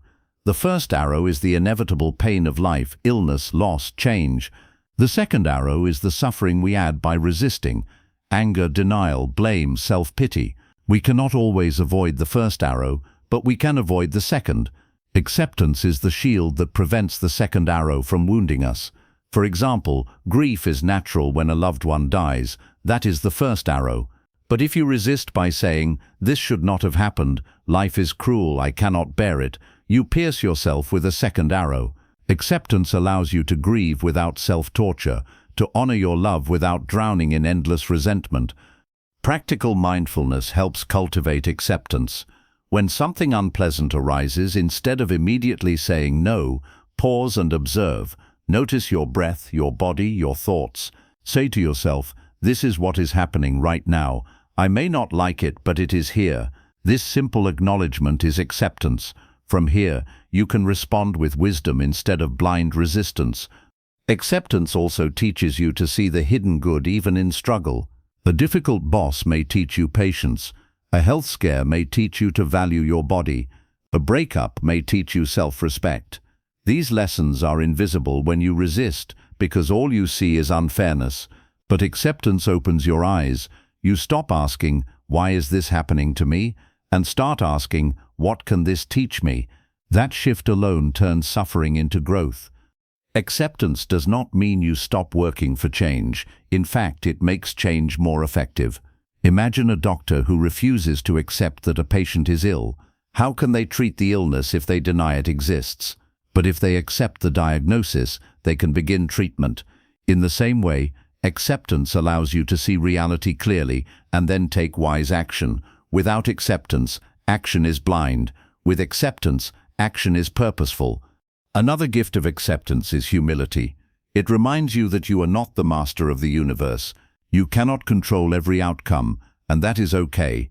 Acceptance humbles the ego and teaches you to flow with life instead of demanding that life flow with you. This humility does not weaken you, it frees you from the exhausting burden of control. Acceptance also deepens gratitude. When you stop resisting what you don't like, you start appreciating what is good. The small blessings you overlooked, health, friendship, shelter, laughter, become more visible. Acceptance creates space for gratitude to flourish. And gratitude, in turn, makes acceptance easier. Together, they form a cycle of peace. Over time, the practice of acceptance reshapes your entire mind. You become less reactive, less fearful, less bitter. You stop wasting energy on what cannot be changed and invest it in what can. You discover that peace was never dependent on perfect conditions. It was dependent on your relationship with reality. And when that relationship shifts from resistance to acceptance, life itself feels lighter, more spacious and more kind. So train yourself to practice acceptance. Accept the weather. Accept delays. Accept other people's imperfections. Accept your own humanity. Accept change. Accept uncertainty. This does not mean you never act. It means you act from wisdom instead of struggle. And as you do, you will notice something extraordinary. Much of the suffering you carried was never from life itself. It was from the refusal to accept life as it is. Acceptance transforms struggle into peace because it dissolves the inner war. Life may still bring storms, but you no longer fight against the rain. You walk with it, sometimes even dance with it, knowing that every drop is part of the greater flow. In that surrender, you do not lose control, you gain freedom. You do not become weaker, you become unshakable. And you finally see that the good you were searching for was always here, waiting beneath the noise of resistance. 15. Letting go creates space for the good to enter. The human heart has a natural tendency to hold on. We hold on to possessions, even when we no longer need them. We hold on to relationships, even when they have become toxic. We hold on to memories, even when they bring us pain. And most of all, we hold on to stories about who we are and how life should be. This clinging is deeply human, but it is also the root of much suffering. Buddhism teaches that freedom and peace are found not in clinging, but in letting go. Letting go does not mean losing everything. It means creating space for something new, something lighter, something good to enter your life. Imagine carrying a backpack filled with heavy stones. Each stone represents something you are holding on to: regret, anger, fear, attachment, pride. The weight slows you down, drains your energy, and makes the journey of life exhausting. Letting go is like removing the stones one by one. At first it feels frightening. You wonder if you can live without them. But with every stone you release, you feel lighter, freer, and more able to walk with ease. Eventually you realize the stones were never protecting you, they were only weighing you down. Letting go is not abandonment or recklessness. It does not mean ignoring responsibilities or cutting ties carelessly. True letting go is an act of wisdom. It is the understanding that clinging to what is impermanent, painful, or beyond your control will only deepen your suffering. Letting go is choosing peace over possession, freedom over attachment, clarity over illusion. One of the hardest things to let go of is the past. Many people replay old wounds over and over, keeping their pain alive long after the event has passed. They hold on to betrayal, injustice, or mistakes, believing that remembering will somehow protect them. But in reality, holding on only keeps the wound open. The past cannot be changed, but the present can be destroyed by your refusal to release it. Letting go of the past does not mean forgetting, it means choosing not to let yesterday's pain define today's peace. Another heavy burden is resentment. When someone wrongs us, we often carry anger for years, sometimes decades. We think holding on to that anger punishes the other person, but in truth it poisons us. It eats away at our joy, colors our perception, and blocks us from seeing the good around us. Forgiveness is the act of letting go of resentment. It does not mean condoning the harm or allowing it to continue. It means freeing yourself from the prison of anger. Forgiveness creates space for compassion, healing, and new beginnings. We also cling to control. We want to dictate how life unfolds, how others behave, how the future looks. But life is vast and unpredictable. No matter how tightly we grip, we cannot control the flow of time, the choices of others, or the twists of fate. Clinging to control creates endless anxiety. Letting go of control means trusting the larger flow of life. It means doing your best and then surrendering the outcome. This surrender is not defeat, it is freedom. It frees you from the exhausting burden of trying to control the uncontrollable. Another form of clinging is attachment to identity. We create fixed stories about who we are. I am successful, I am a failure, I am strong, I am weak. I am this kind of person, not that kind. These stories may give us temporary security, but they also trap us. They limit our growth and blind us to new possibilities. Letting go of rigid identity allows you to evolve. You realize you are not a single story.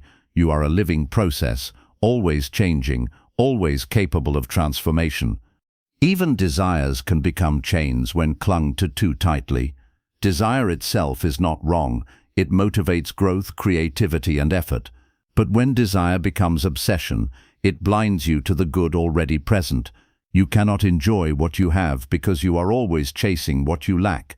Letting go of obsessive desire does not mean abandoning dreams. It means pursuing them with balance. It means appreciating the present while working toward the future. Buddhism often compares letting go to opening your hand. When your fist is clenched, nothing new can enter. When your hand is open, it can both release and receive. Life is the same. When you cling tightly to what no longer serves you, you block the flow of new goodness. When you let go, you create space for new blessings to arrive, relationships, opportunities, insights, peace. Practical ways to practice letting go include mindfulness and reflection. When you notice yourself clinging to a thought, emotion, or situation, pause and ask, is this serving me? Is holding on helping me, or is it keeping me stuck? Often you will realize the weight is unnecessary. Another practice is meditation, where you observe thoughts and let them pass without chasing them. This trains the mind to release instead of cling. Letting go also requires trust. Trust that life will bring new goodness when you make space for it. It is like cleaning out a cluttered room. At first, the emptiness feels strange, even uncomfortable, but soon you realize the space is refreshing, and it allows you to create something new. In the same way, letting go of what no longer serves you opens the door for unexpected gifts. Letting go can also be seen in nature. Trees let go of their leaves in autumn, not in despair, but in trust that new leaves will come in spring.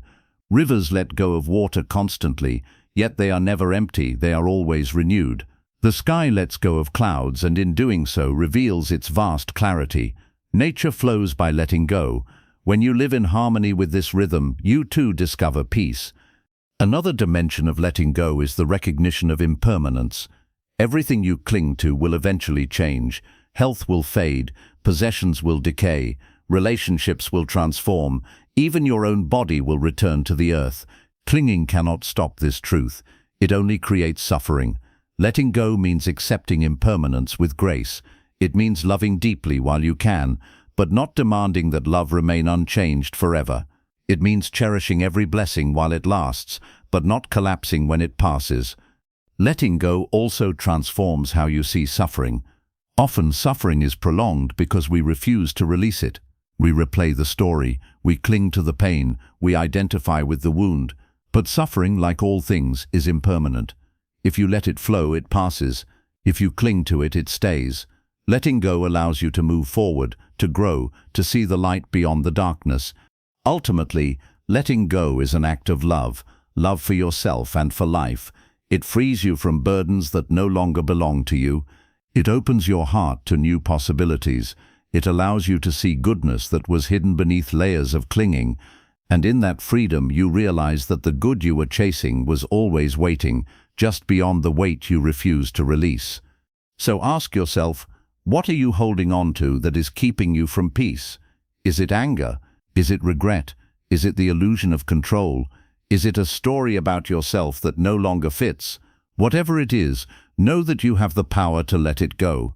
You may not be able to release it all at once, but you can loosen your grip, little by little, until freedom comes. Letting go creates space for the good to enter, because goodness often needs room to bloom. A clenched heart cannot receive joy. A cluttered mind cannot notice peace. A life filled with unnecessary burdens cannot welcome new blessings. But an open heart, an open mind, an open hand, these create space for beauty, gratitude, love, and wisdom to flow in. Letting go is not loss, it is liberation. And in liberation, you discover that life was always offering you goodness. You only needed the courage to release what was weighing you down.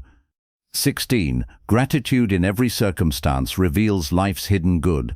There is a quiet power in gratitude that most people underestimate. When life feels smooth, it is easy to say thank you for health, comfort, or success.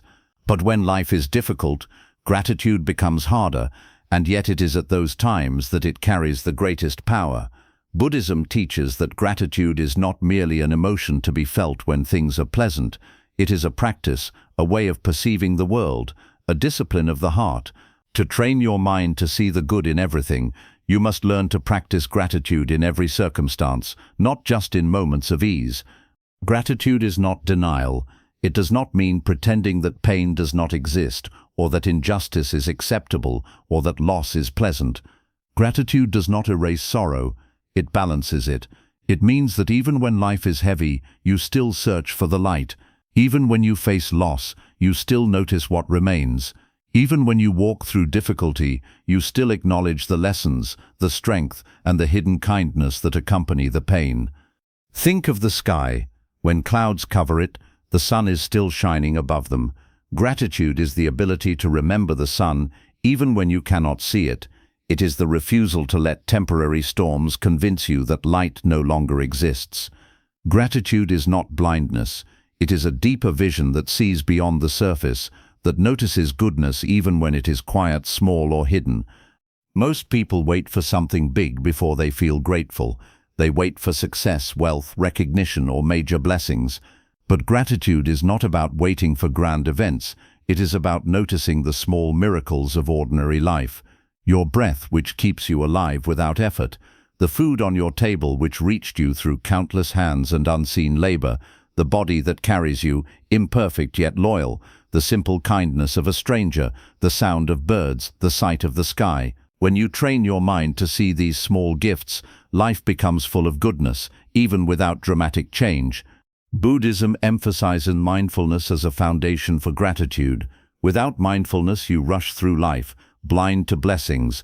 With mindfulness, you slow down, notice, and appreciate. For example, when you drink a glass of water mindfully, you taste it fully, you feel its coolness, and you remember that without water, life would not exist.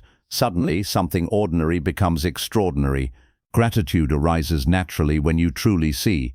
One of the deepest forms of gratitude is found in difficulty.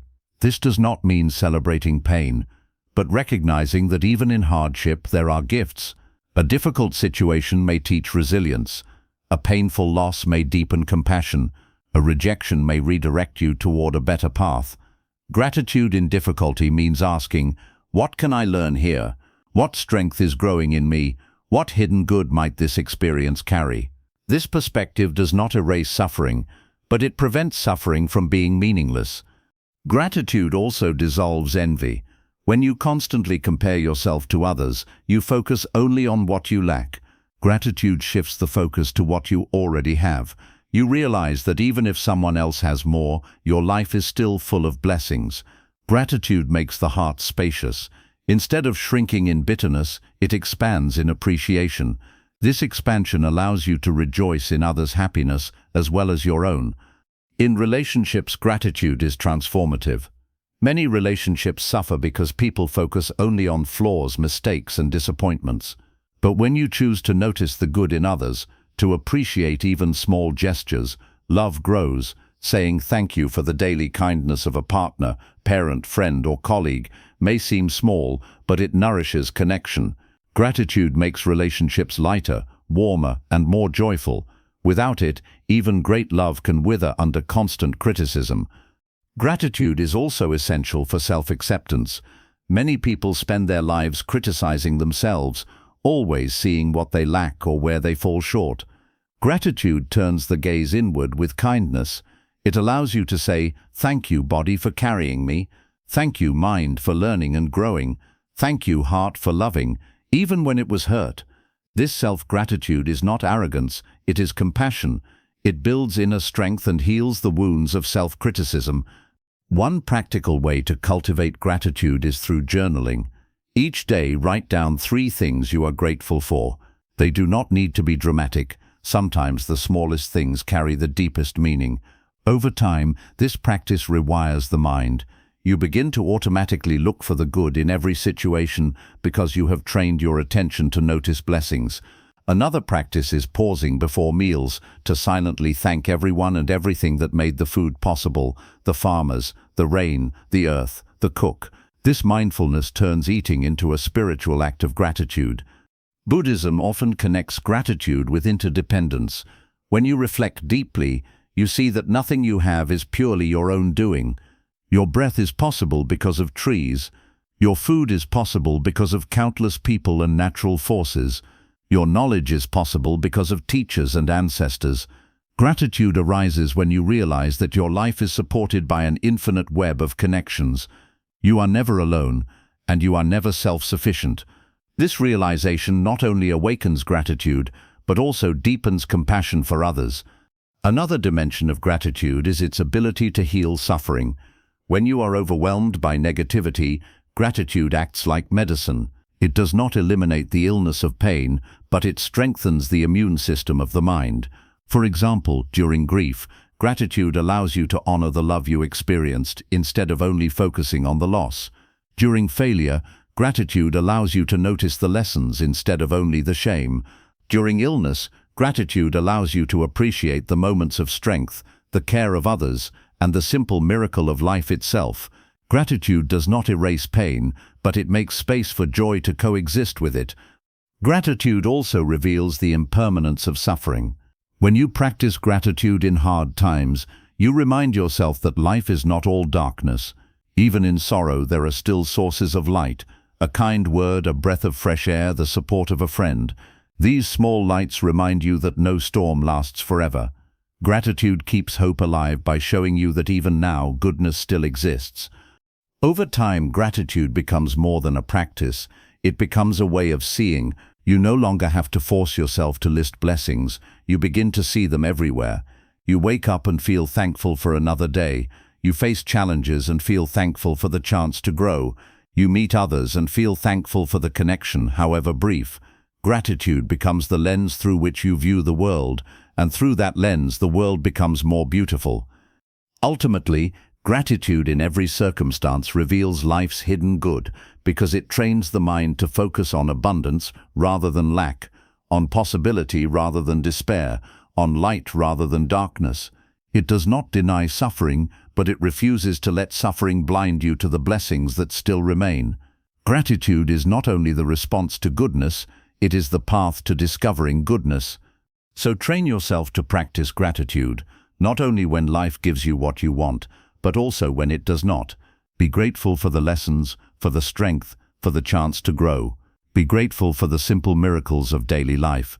Be grateful for the people who walk with you, for the opportunities still ahead, and for the breath that sustains you right now. Gratitude is not the end of practice, it is the foundation. With gratitude, contentment deepens, compassion expands, patience strengthens, and peace blossoms. With gratitude, you realize that the good you seek is not hidden far away. It is already here, waiting for your eyes to open. Compassion toward all beings opens the ultimate door to goodness. If there is one teaching that unites all of Buddhism, it is compassion. The Buddha's life itself was a demonstration of compassion. He left the comforts of his palace not for personal gain, but to understand human suffering and to discover a path that could help all beings. Compassion is not simply kindness, though kindness is part of it. Compassion is the deep recognition that all beings, humans, animals, even the smallest forms of life, share the same desire: to avoid suffering and to experience happiness. When you truly realize this, your heart cannot remain closed. Compassion becomes as natural as breathing, and in that compassion, you discover the greatest good of all. Compassion begins with empathy. It is the ability to imagine the pain of another as if it were your own. When you see someone struggling, instead of judging, you pause and ask, what must it feel like to carry their burden? This shift in perception softens the heart. Where there was once impatience or anger, compassion plants understanding. You may still disagree with someone's actions, but you no longer reduce them to those actions. You see the suffering beneath, and that recognition itself becomes an act of goodness. Too often, we divide the world into us and them. We extend compassion only to those we like, those who agree with us, those who treat us kindly. But true compassion has no boundaries. It extends even to those who hurt us, not because their actions are acceptable, but because we recognize that their cruelty is born of ignorance, fear, or unresolved pain. This is perhaps the hardest practice of all, to wish well even for those who wish you harm. Yet it is also the most liberating. Hatred keeps you chained to anger. Compassion frees you to live in peace. Compassion also dissolves the illusion of separateness. Buddhism teaches that all life is interconnected. The air you breathe was exhaled by trees. The food you eat grew from soil nourished by countless microorganisms. The clothes you wear were stitched by hands you may never meet. Every moment of your life is supported by countless visible and invisible beings. To live without compassion is to live in denial of this truth. To live with compassion is to honor the web of life that sustains you. When you train your mind to see the good, compassion becomes the greatest teacher, because compassion always notices the goodness hidden beneath suffering. When you see someone acting in anger, compassion asks, what wound is behind this anger? When you see someone addicted, compassion asks, what pain are they trying to numb? When you see someone arrogant, compassion asks, what insecurity hides behind this mask? Compassion reveals that even harmful actions arise from unmet needs, from suffering that was never healed. This realization does not excuse harm, but it does change how you respond. Instead of adding more hatred to the world, you respond with understanding, boundaries, and care. Compassion also extends to animals and the natural world. When you realize that all beings seek safety and freedom from pain, your heart naturally softens toward animals. You recognize that the bird desires to fly free, the dog desires companionship, the cow desires to live in peace. Compassion expands your circle of concern beyond the human species, reminding you that the earth itself is alive and deserving of care. A compassionate heart does not exploit or destroy recklessly, it nurtures and protects. On a personal level, compassion is essential for inner healing. Many people are harsh toward themselves, carrying guilt, shame, and self-criticism. But you cannot truly extend compassion to others if you have not first tasted it yourself. Self-compassion means speaking to yourself with gentleness, forgiving your mistakes, and treating your wounds with kindness. It means recognizing that you too are a being struggling to find peace in a world of impermanence. When you practice compassion inwardly, you build the strength to extend it outwardly without exhaustion. Practical compassion can take many forms. It may be as simple as listening fully when someone speaks, offering a smile to a stranger, or helping someone in need. It may also be as profound as forgiving someone who hurt you, or standing up for justice with a heart free of hatred. Compassion is not only in grand gestures, it is in the small daily acts that remind others they are not alone. Every compassionate act creates ripples, spreading goodness far beyond what you can see. Buddhism offers the practice of metta, or loving-kindness meditation, as a way to cultivate compassion. In this practice, you silently repeat phrases such as, "May I be safe," "May I be happy," "May I be free from suffering." Then you extend these wishes to others, first to loved ones, then to neutral people, then to difficult people, and finally to all beings everywhere. Over time, this meditation expands your capacity to hold compassion, not just for those who are easy to love, but for all beings without exception. This universal compassion transforms the way you see the world. Compassion also brings immense peace to your own life. When you hold grudges, you are the one who suffers. When you envy, you are the one who burns inside. When you judge harshly, your heart hardens. Compassion dissolves these poisons. It softens anger, soothes envy, and melts judgment. Compassion frees you from the prison of negative emotions and allows you to live with openness and joy. Perhaps the most beautiful truth about compassion is that it multiplies the good in the world. When you show compassion to someone in pain, they often pass that kindness forward. A single act of compassion can ripple outward to touch countless lives. In this way, compassion does not only reveal goodness, it creates it. You become not just a witness to goodness, but a source of it. Over time, compassion reshapes your entire perception of reality. You stop seeing the world as divided into enemies and allies, winners and losers, good and bad. You begin to see everyone as fellow travelers on the same journey, carrying their own burdens, learning their own lessons, yearning for the same peace you seek. This vision is the ultimate door to goodness because it dissolves separation and reveals unity. Ultimately, compassion toward all beings is not only a moral choice, it is the deepest wisdom. It is the recognition that when others suffer, you cannot truly be at peace, and when others find joy, that joy can nourish you as well. Compassion teaches that your well-being is tied to the well-being of the whole. When you extend compassion universally, you are no longer a small self struggling alone. You are part of the vast heart of life itself. So train yourself daily in compassion.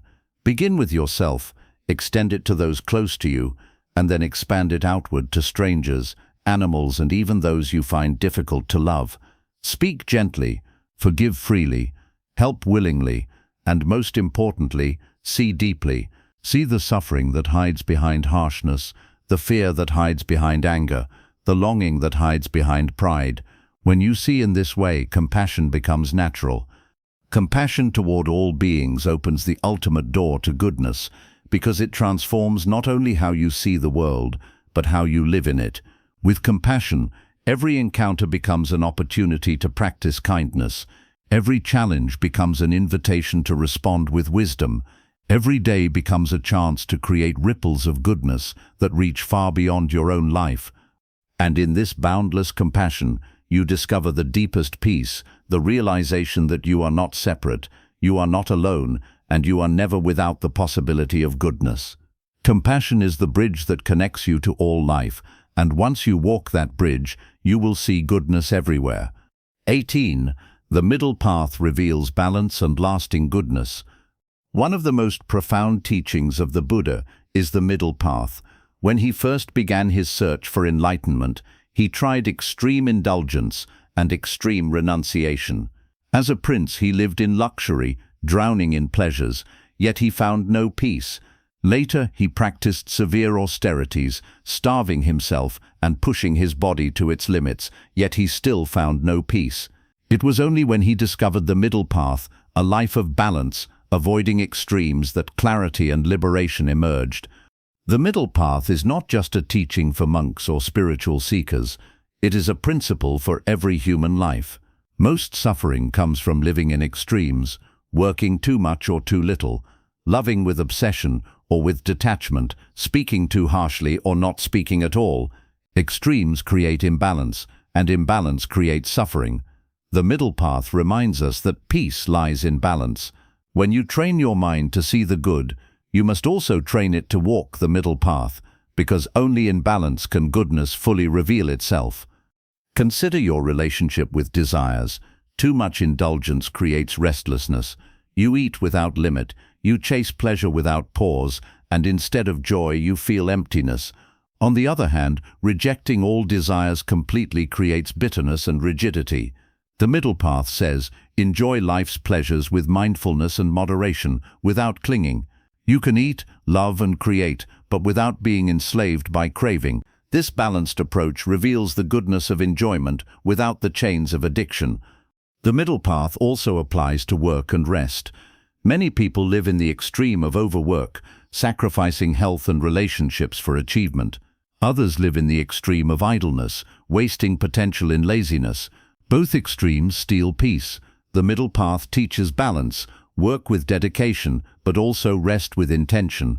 When you balance effort and relaxation, life feels lighter, and you see goodness in both productivity and stillness. Even in emotions, extremes cause harm. Too much anger blinds judgment, but total suppression of anger poisons the heart. Too much attachment suffocates love, but cold indifference kills connection. The middle path teaches balance. Acknowledge your emotions, but do not let them control you. Express love, but without clinging. Defend boundaries, but without hatred. In this balance, you discover goodness in emotions themselves, as guides rather than enemies. The middle path is not mediocrity.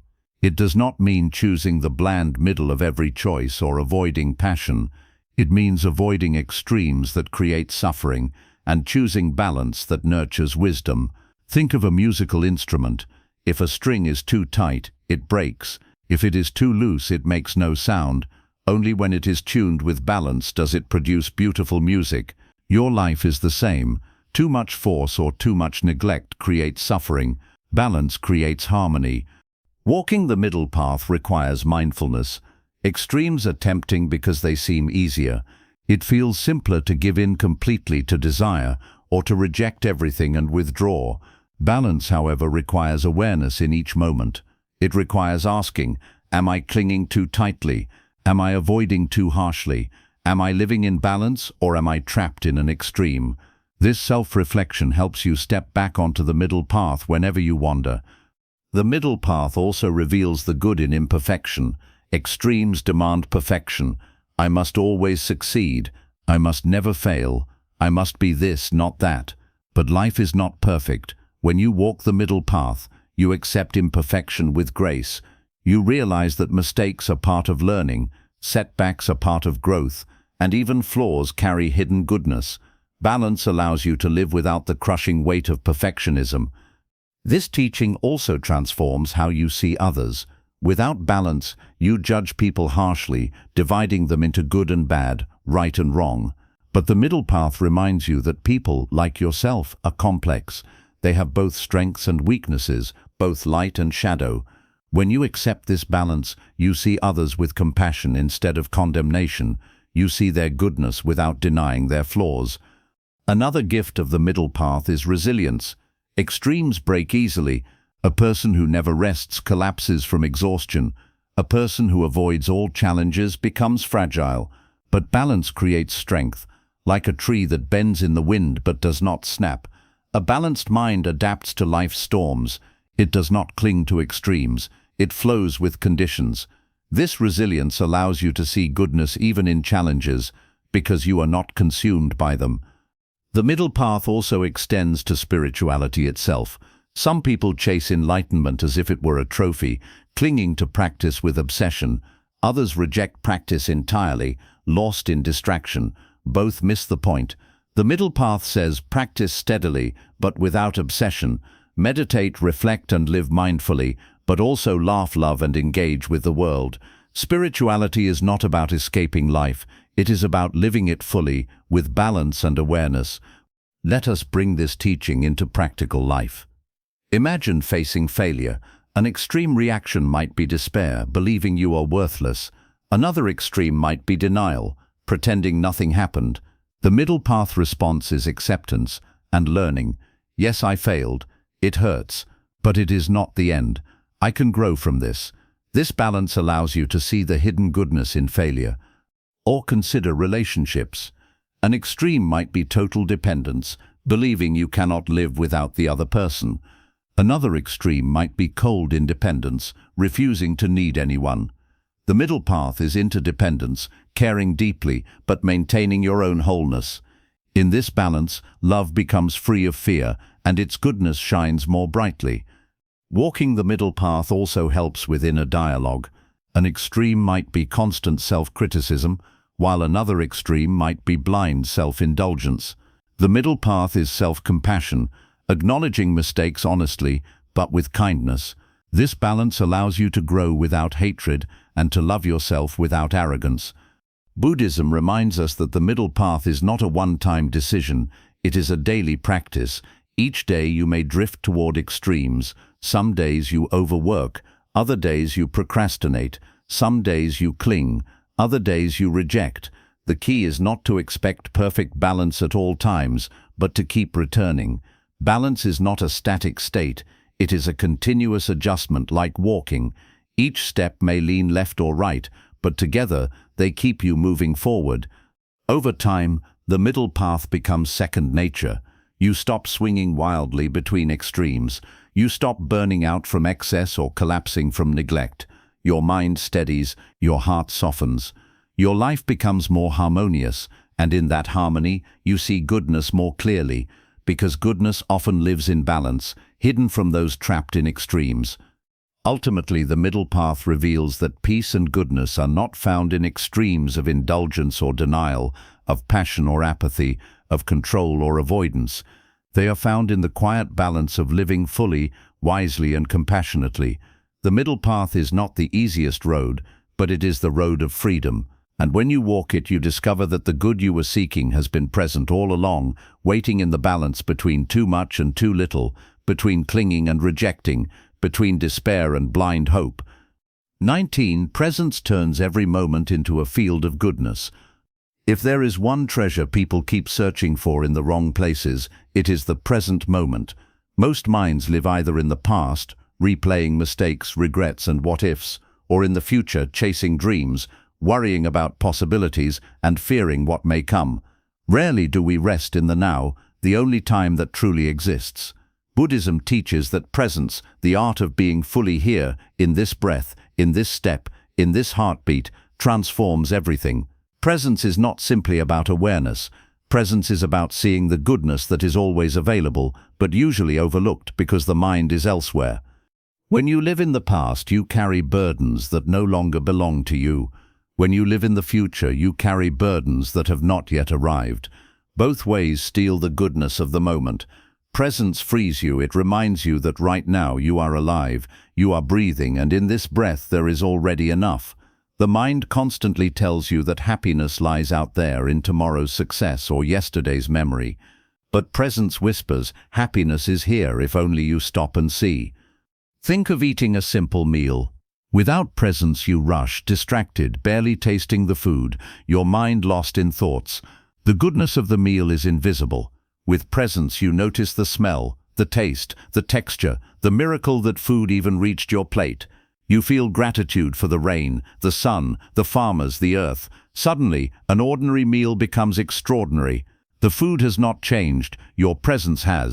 This is the power of presence. It reveals the hidden goodness already here. Presence also transforms relationships.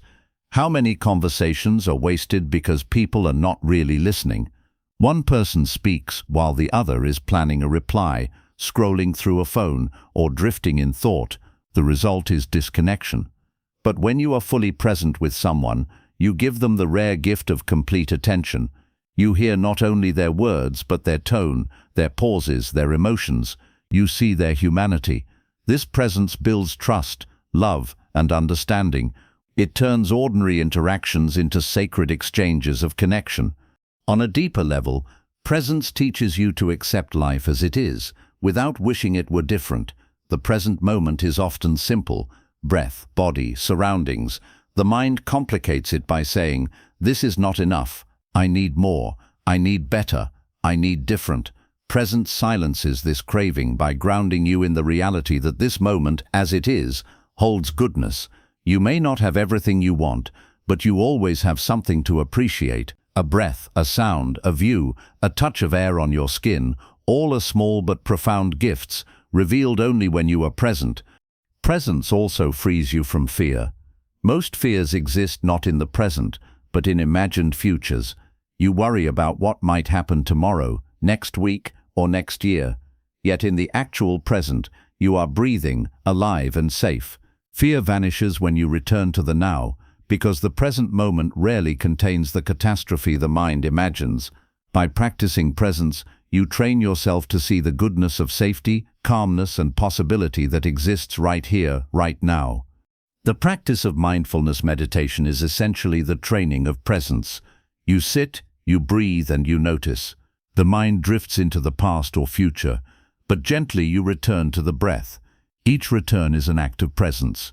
Over time, this practice strengthens your ability to remain in the now, even during daily life. You discover that presence is not limited to meditation cushions. It is available while walking, eating, working, or even facing challenges. Presence also deepens your connection to impermanence. When you are present, you notice that every moment is unique and fleeting. This breath will never return. This sunset will never happen again in the same way. This conversation, this smile, this silence, they are once-in-a-lifetime experiences. Presence makes you cherish them. Without presence, life blurs into a routine. With presence, life becomes precious. You see goodness not because life has changed, but because your awareness has sharpened. Another gift of presence is freedom from overthinking. Many people suffer not from reality itself, but from the endless commentary their mind adds to it. A simple mistake becomes a spiral of self-criticism.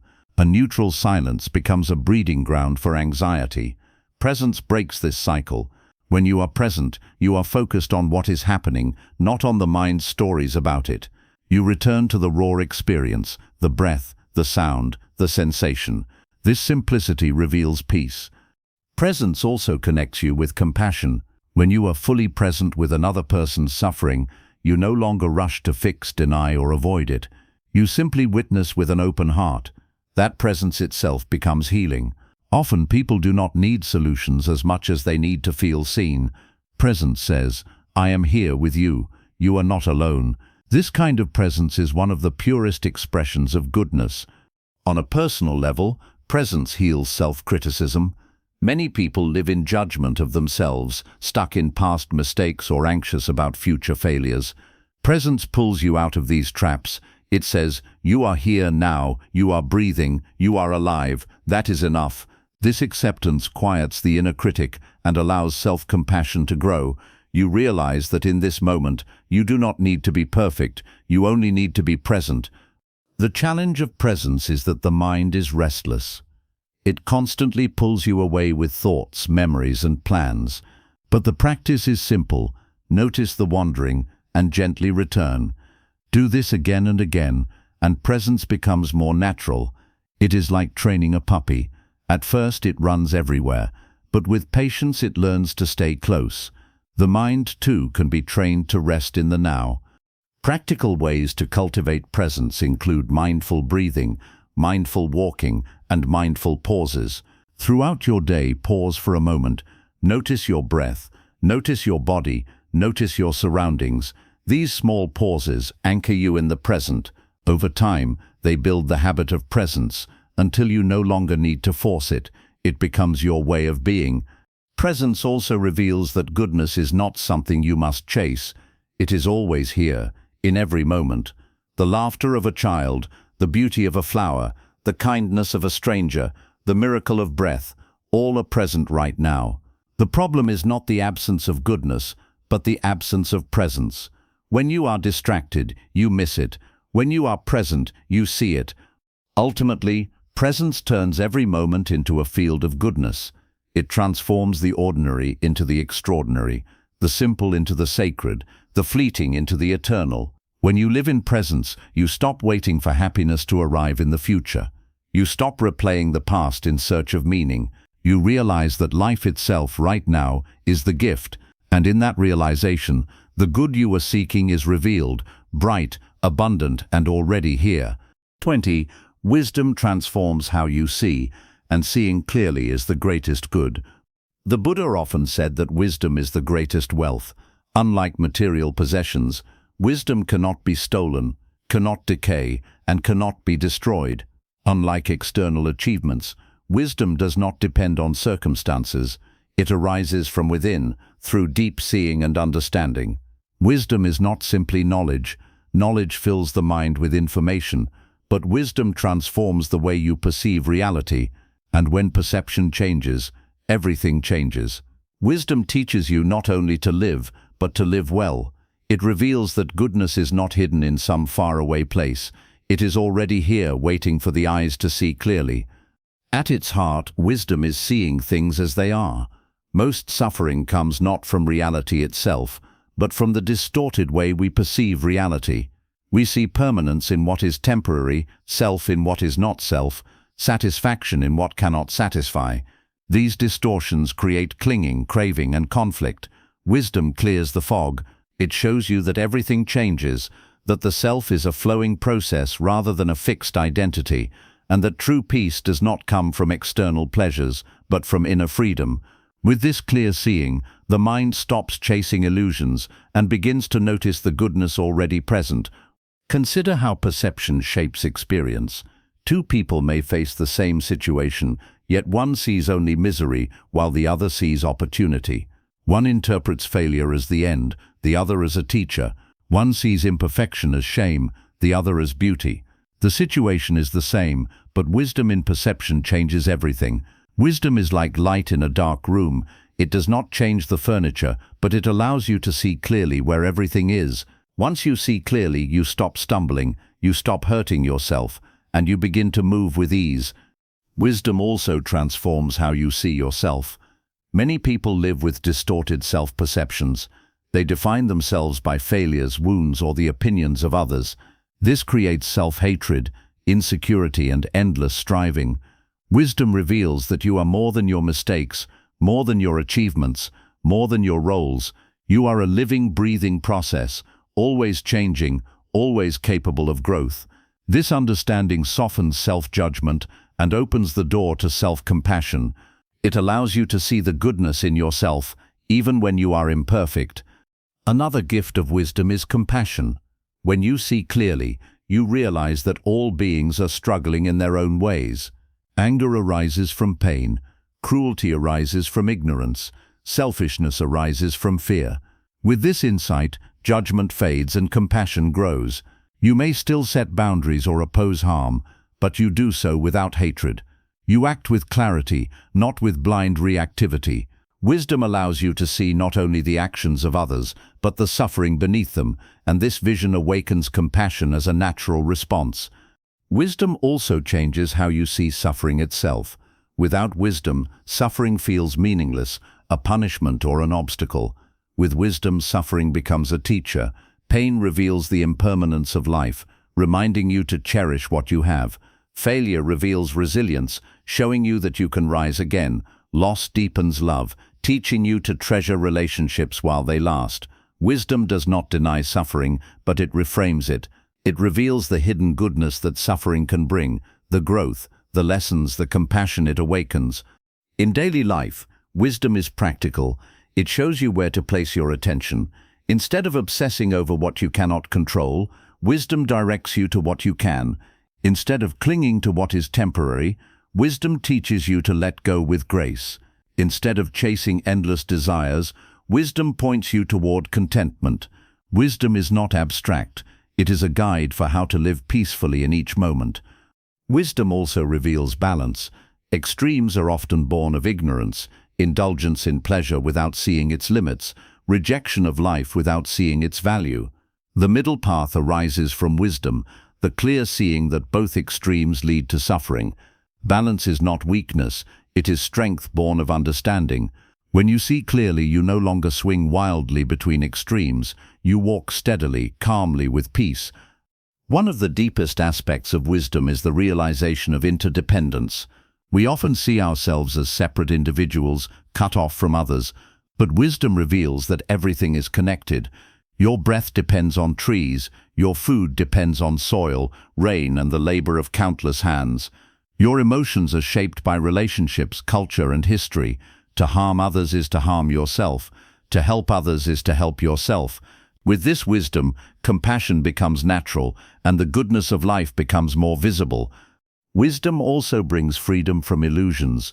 The mind often believes that happiness lies in external conditions. If I have more money, then I'll be happy. If people approve of me, then I'll be happy. If I avoid all pain, then I'll be happy.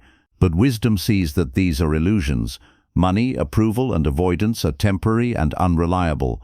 True peace comes not from chasing illusions, but from understanding reality and living in harmony with it. This freedom allows you to see goodness not as something to chase, but as something already present in the simple reality of each moment. Practical ways to cultivate wisdom include meditation, reflection, and study. Meditation trains the mind to see thoughts and emotions clearly, without distortion. Reflection allows you to examine experiences and learn from them. Study of teachings provides guidance and perspective. But wisdom is not gained only from books or teachers. It is gained from life itself when you approach it with mindfulness and openness. Every challenge, every joy, every encounter can teach you if you are willing to see. Wisdom also requires humility. To see clearly, you must admit that you do not already know everything. The ego resists this, preferring certainty and pride. But wisdom grows in a humble heart, one that says, I am still learning. I may not see the whole picture. I am open. Humility opens the door for wisdom to enter because it clears the fog of arrogance that blinds perception. Another dimension of wisdom is patience. Wisdom knows that truth unfolds slowly, like a flower blooming. You cannot force understanding. Sometimes you live through experiences you do not comprehend, only to realize their meaning years later.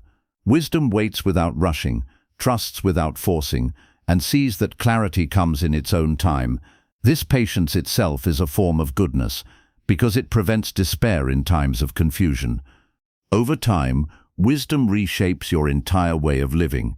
You no longer chase every desire, fear every change, or collapse at every difficulty. You see with calm eyes, you walk with steady steps, you speak with clarity, you act with compassion. Life becomes less about struggle and more about harmony, and in that harmony, the goodness of existence becomes visible everywhere. Ultimately, wisdom transforms how you see, and seeing clearly is the greatest good, because when you see clearly, you no longer live as a prisoner of illusions. You no longer miss the blessings around you. You no longer waste energy fighting with reality. You live in balance, in compassion, in gratitude, in peace. And in this way, wisdom does not just help you see the good, it reveals that goodness was always here, woven into the fabric of life itself. So let your practice of presence, patience, compassion, gratitude, and letting go all lead you toward wisdom. For wisdom is not separate from them, it is their flowering. And when wisdom blooms, your entire perception shifts. The world becomes brighter, not because it has changed, but because you have learned to see. And in that clear vision, you realize that life itself is a field of goodness, waiting to be recognized, appreciated, and lived fully. 21. Equanimity brings unshakable peace and reveals the good beyond circumstances. If compassion is the open heart and wisdom is the clear eye, then equanimity is the steady ground upon which both can stand.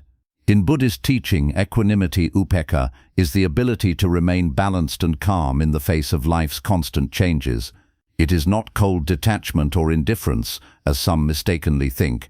Rather, it is the quiet strength of a mind that does not get tossed around by every wave of gain and loss, praise and blame, pleasure and pain. When equanimity is present, you discover that goodness is not something fragile, dependent on circumstances. It is something steady, accessible at all times, because your mind no longer collapses under the weight of change. Most people live as if they are riding a roller coaster. When life goes their way, they are happy. When it doesn't, they are miserable. When praised, they feel worthy. When criticized, they feel worthless. When they win, they rejoice. When they fail, they despair. Their peace is entirely at the mercy of conditions they cannot fully control. This is why life feels so unstable, like walking on shifting ground. Equanimity is the ability to step off this roller coaster, to stand on solid earth, and to live with peace regardless of whether life gives you sunshine or storm. Equanimity does not mean denying emotions. You still feel joy, sadness, anger, and love. The difference is that you do not drown in them. You observe them with balance, like waves rising and falling on the surface of the ocean, while you remain anchored in the depths. This anchoring gives you freedom. You are not numb, but you are not enslaved either. Equanimity is the ability to care deeply without being consumed, to love fully without clinging, to endure pain without despair. The Buddha described equanimity as the perfect balance that protects the mind from being dragged into extremes. It works hand in hand with compassion. Without equanimity, compassion may turn into burnout, because you are overwhelmed by the suffering you see. Without equanimity, joy may turn into greed, because you cling to pleasant feelings and fear their loss. But with equanimity, compassion remains strong without collapsing, and joy remains pure without attachment. Equanimity steadies the heart so it can hold everything with grace. Consider a farmer who plants seeds. If he is impatient, he will dig them up every day to check their growth, becoming frustrated when they do not sprout quickly. If he is arrogant, he may believe he controls every aspect of their growth. But a wise farmer plants, waters, protects, and then accepts that some conditions, sun, rain, soil, are beyond his control. He works diligently, but without attachment to outcome. This is equanimity in action, effort balanced with acceptance, care balanced with surrender. Equanimity also transforms relationships. Many conflicts arise because we react impulsively to words and actions, taking everything personally. If someone criticizes us, we burn with anger. If someone ignores us, we feel wounded. But with equanimity, you learn to pause before reacting. You ask, is this criticism truly about me or about their own pain? Is this silence a rejection or just a reflection of their mood? Instead of being shaken by every action of others, you remain steady. This steadiness allows love to deepen because it is no longer fragile, dependent on constant validation. On a personal level, equanimity brings freedom from the endless chase of desire. When you lack equanimity, you are constantly running after what you want and running away from what you dislike. This restless chase blinds you to the goodness already around you. Equanimity allows you to stop running. You can enjoy what is pleasant without fear of losing it. You can endure what is unpleasant without collapsing in despair. Life becomes lighter, not because conditions are perfect, but because your relationship to them is balanced. Equanimity is also the key to resilience. When storms of life arrive, illness, loss, disappointment, a mind without equanimity panics, resists, and suffers deeply. A mind with equanimity acknowledges the storm, feels the rain, but remains rooted. This is why Buddhist texts often compare equanimity to a great tree. Winds may bend its branches, but its roots keep it standing. When you develop equanimity, you too can face life's winds without being uprooted.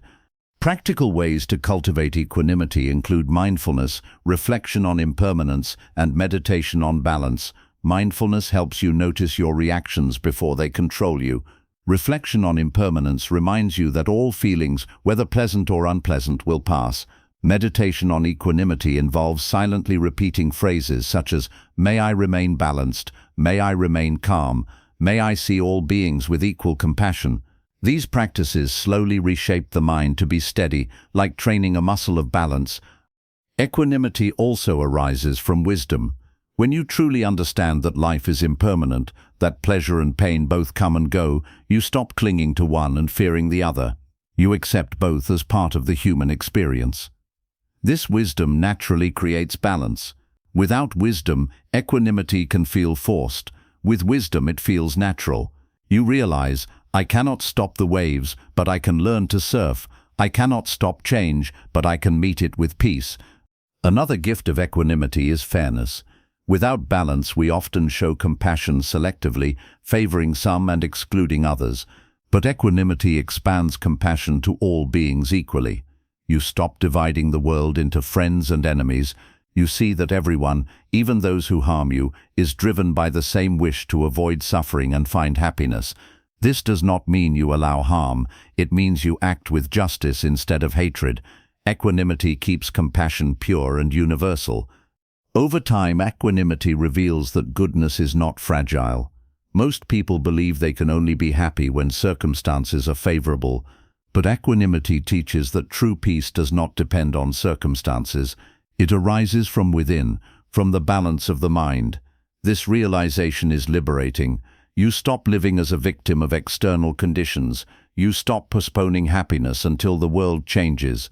You realize that peace and goodness are available here and now if your mind is balanced. Equanimity also deepens presence. When you are unshaken by ups and downs, you can fully engage with the moment. You no longer rush to escape discomfort or cling to pleasure. You simply experience life as it is with openness. This openness reveals the richness of each moment, the small joys, the lessons, the connections. In equanimity, life itself becomes a field of goodness because you are no longer blinded by extremes. Ultimately, equanimity is the crown of practice. Compassion opens the heart. Patience steadies the mind. Gratitude sharpens vision. Letting go frees the spirit. Presence grounds you in the now. But equanimity binds them all together, ensuring that your peace is not fragile, your joy is not fleeting, and your compassion is not selective. It makes you like a mountain, calm, steady, enduring. So train yourself in equanimity. When pleasure comes, enjoy it, but do not cling. When pain comes, endure it, but do not despair. When praised, remain humble. When blamed, remain grounded. When you succeed, stay balanced. When you fail, stay balanced. This is not indifference, it is wisdom. It is the realization that life is always changing, but your peace does not have to vanish with every change. Equanimity brings unshakable peace and reveals the good beyond circumstances.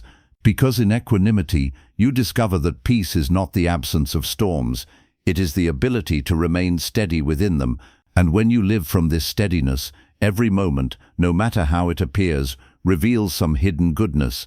You begin to see that the true treasure of life is not controlling what happens, but cultivating a mind that remains free, balanced and compassionate in the midst of it all.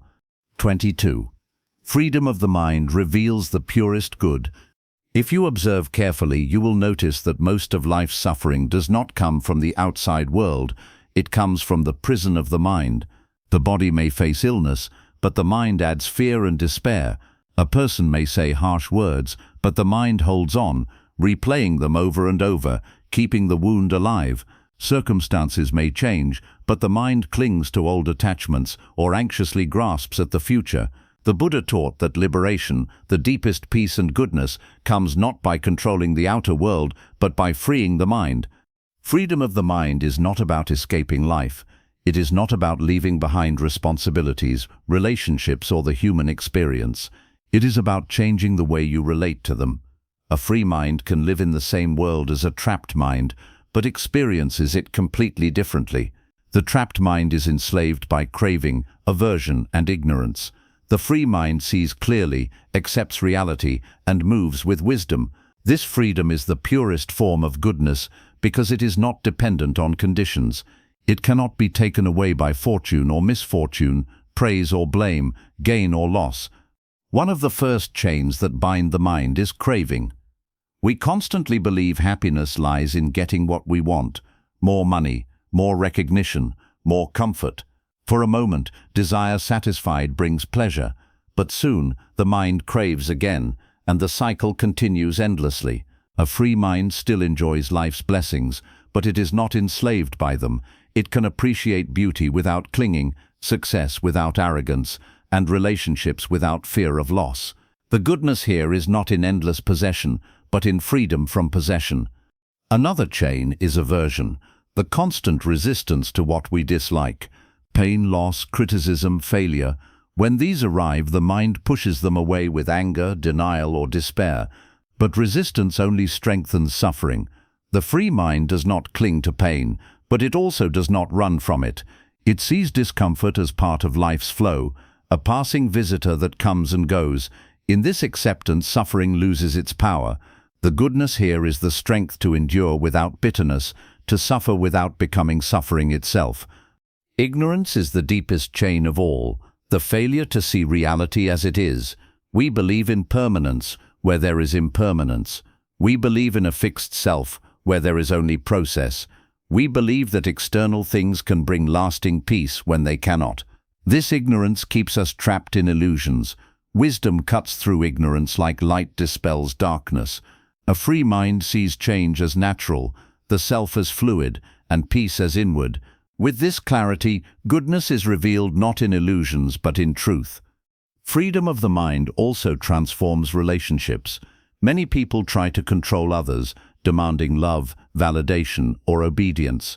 This control is a form of inner slavery. It ties your peace to someone else's actions. A free mind loves without chains. It can care deeply but does not collapse if rejected. It can forgive because it is not enslaved by resentment. It can rejoice in others' happiness because it is not trapped in comparison. This freedom makes love pure, compassionate, and joyful. On a personal level, freedom means letting go of the harsh inner critic. Many people are prisoners of their own self-judgment, constantly punishing themselves for not being enough. A free mind practices self-compassion. It acknowledges mistakes but does not identify with them. It forgives itself, learns and grows. This inner freedom is the foundation for outer peace, because a mind at war with itself cannot see goodness clearly in the world. Freedom also arises in the practice of letting go. Imagine carrying a heavy rope in a tug-of-war with life. You pull and pull, exhausted, trying to win. But the rope only burns your hands. Freedom is not winning the tug-of-war. It is letting go of the rope. Suddenly, you are no longer trapped in the struggle. This does not mean life becomes easy, but it means you are no longer bound to suffering unnecessarily. You can walk forward, hands open, heart light.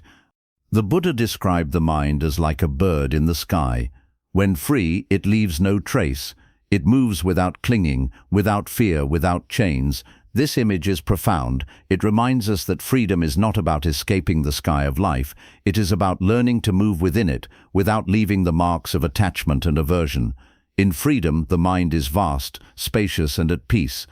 Practical ways to cultivate freedom include meditation, mindfulness, and reflection. In meditation, you observe thoughts without clinging or resisting. This simple practice teaches the mind that it does not have to obey every thought. In mindfulness, you live with awareness, seeing clearly the causes of suffering and choosing differently. In reflection, you remind yourself of impermanence, interdependence, and compassion, loosening the chains of ignorance. Slowly, these practices weaken the prison bars until the mind tastes freedom. Freedom of the mind also allows you to see goodness in places you never expected. With a free mind, even difficulty can be seen as teacher.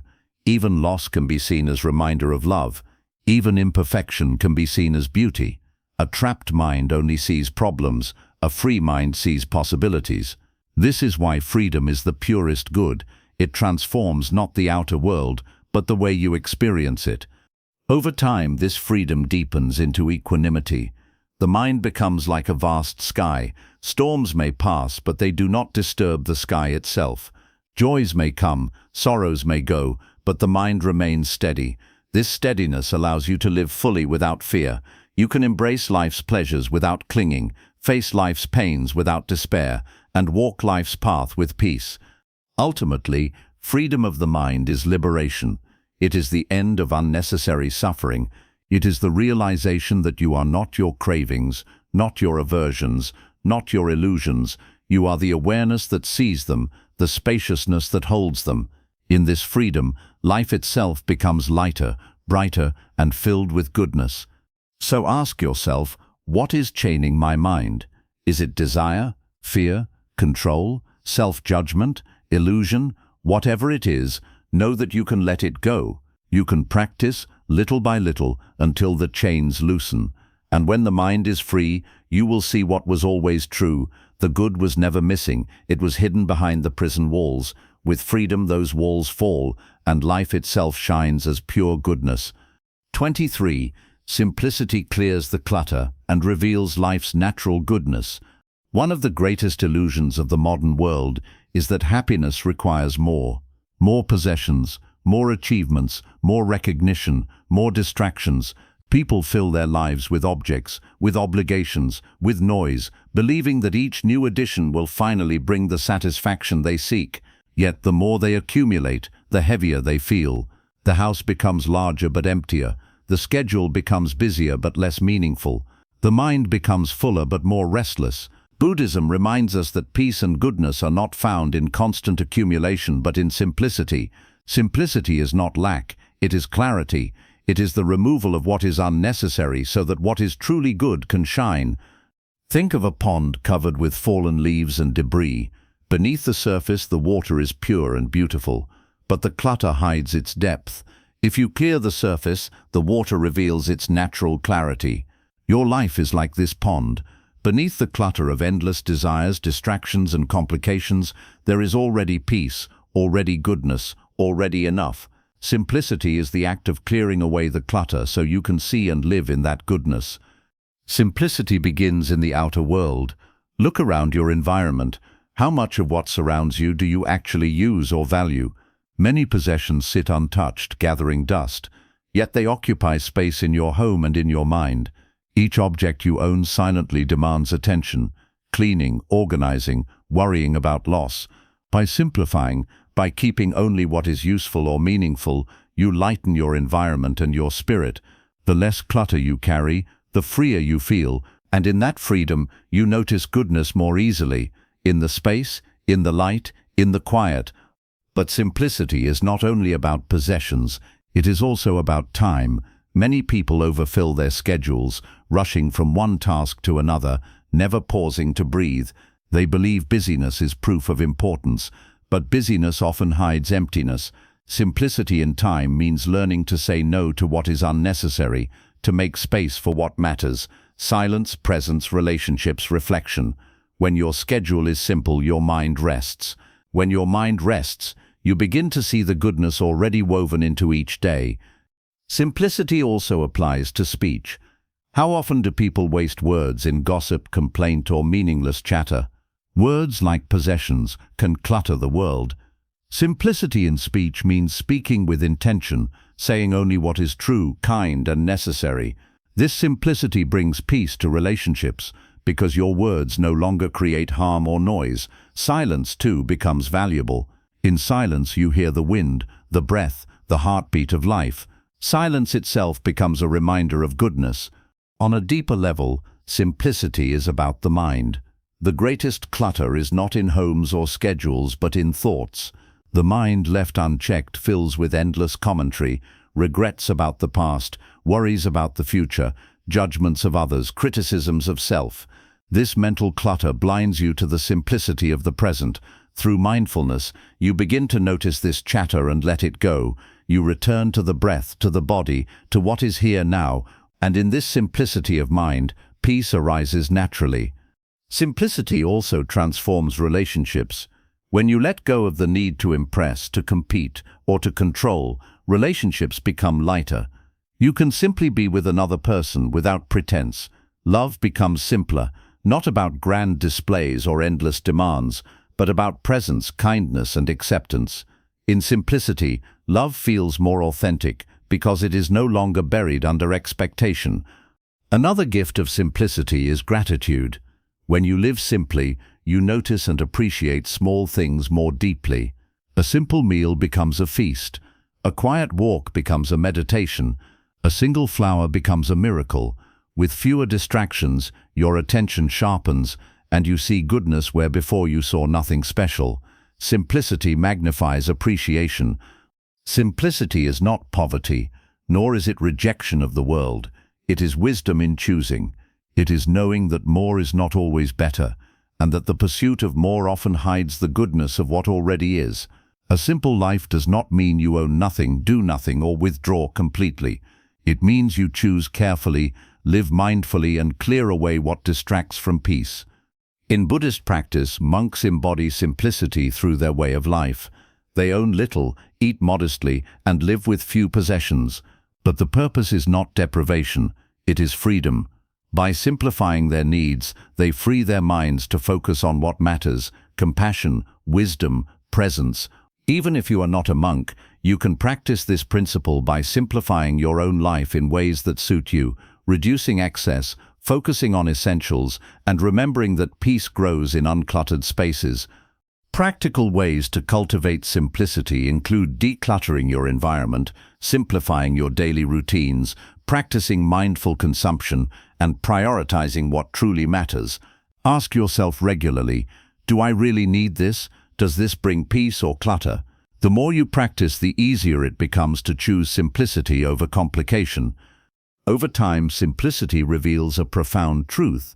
Life itself is already enough. The air you breathe, the ground beneath your feet, the beating of your heart, these simple things are extraordinary. The mind in its restless craving makes life complicated. But when you return to simplicity, you discover that goodness was always here, hidden beneath the clutter. Simplicity clears the path to presence, gratitude, compassion, and wisdom. It allows you to live with less distraction and more clarity. It reminds you that happiness does not come from more, it comes from enough. And when you live simply, you see goodness not only in special moments, but in every moment, because your mind is no longer clouded by unnecessary noise. Ultimately, simplicity is freedom. Freedom from clutter, freedom from excess, freedom from illusion. It opens space for peace, for love, for truth. And in that open space, life reveals its natural goodness, pure, abundant, and already present.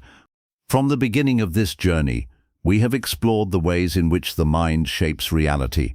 Each lesson has been a reminder that goodness is not absent from life.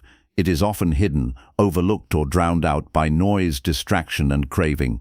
By training your mind to see the good, you awaken to a truth that is both simple and profound.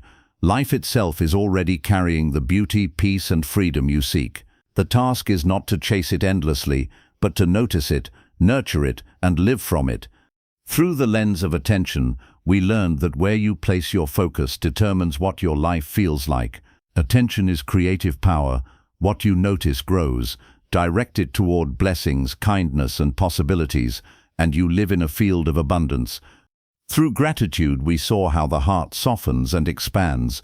Gratitude in every circumstance, even in suffering, transforms burdens into lessons, scarcity into abundance, and ordinary moments into miracles. Gratitude is the soil in which peace blossoms. Through patience and presence, we discovered the strength to endure and the wisdom to savor. Life unfolds in its own time. A seed cannot be rushed into a tree. A moment missed can never return. By being patient with yourself, with others, and with life, you make space for growth. By being present, you finally stop missing the treasures that are right here, right now. Through letting go, we were reminded that clinging is the source of much suffering. We hold on to the past, to resentment, to illusions of control, and in doing so, we weigh ourselves down. Letting go is not loss, it is liberation. It clears space for peace, clarity, and new beginnings. Through equinimity, we touched the heart of unshakable peace. Life will always bring both joy and sorrow, praise and blame, gain and loss. But when the mind is balanced, it does not collapse in either extreme. It holds steady like a mountain, unshaken by storms, open to all of life without fear. Through compassion, we learned that seeing the good is not only about ourselves but about others. Every being longs to be free of suffering. Every harsh action hides a wound. Compassion sees beneath appearances and responds with understanding. It dissolves hatred, expands connection, and turns you into a source of goodness in the world. Through simplicity, we realized that life's natural goodness is often buried under clutter, possessions, distractions, endless busyness. By clearing what is unnecessary, you uncover what is already enough. Simplicity does not take away, it reveals. Through wisdom, we saw that true vision is not about changing the world, but about seeing it clearly. Illusions of permanence, self and satisfaction keep us trapped. Wisdom dispels them, showing us the reality of change, interdependence, and inner freedom. With wisdom, you stop chasing shadows and begin to live in truth. And through freedom of the mind, we touched the deepest liberation. To be free is not to escape life, but to live fully without being enslaved by craving, aversion, or illusion. A free mind moves like a bird in the sky, unburdened, vast, and at peace. Each of these lessons, attention, gratitude, patience, letting go, equanimity, compassion, simplicity, wisdom, freedom, are not separate practices. They are threads of the same cloth, aspects of the same path. Together they form a way of living that transforms suffering into peace, fear into love, and blindness into vision. Together they reveal that goodness is not something to be found in a distant future, but something to be uncovered in this very breath. And so, what is the essence of this journey? It is this: life gets better when you teach your mind to look for the good, because the good has always been here. The sunlight on your face, the breath in your lungs, the kindness of a stranger, the lesson hidden in failure, the strength awakened in suffering, the love that endures even after loss. These are not small things, they are the fabric of life itself. Buddhism teaches that suffering is inevitable, but unnecessary suffering is not. When you stop resisting reality, when you stop chasing illusions, when you stop overlooking the gifts before you, peace arises naturally. Seeing the good is not a naive denial of life's difficulties. It is a courageous choice to hold difficulties in one hand and blessings in the other, knowing that both are part of the whole. The mind, like a camera, can zoom in endlessly on flaws, pain and despair, but it can also widen its lens to notice beauty, resilience and compassion. The choice is always yours. You may not control what life gives you, but you can always control how you see it. And when you choose to see the good, you do not erase suffering, you transcend it. As this journey closes, let it not be an ending but a beginning.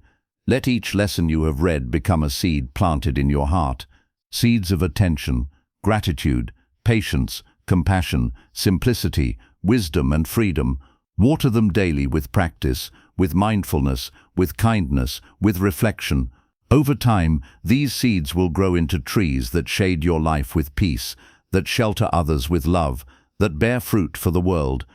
The world does not need more noise, more clinging, more hatred, more blindness. The world needs people who see clearly, people who can hold steady in storms, people who can notice the hidden good and share it with others, people who live with presence, gratitude and compassion. May you be one of those people. May you train your mind to see the good in all things. May you walk with balance, live with love, and rest in wisdom. And may you discover again and again that the goodness you have been seeking is not somewhere far away. It is here, it is now, it is always.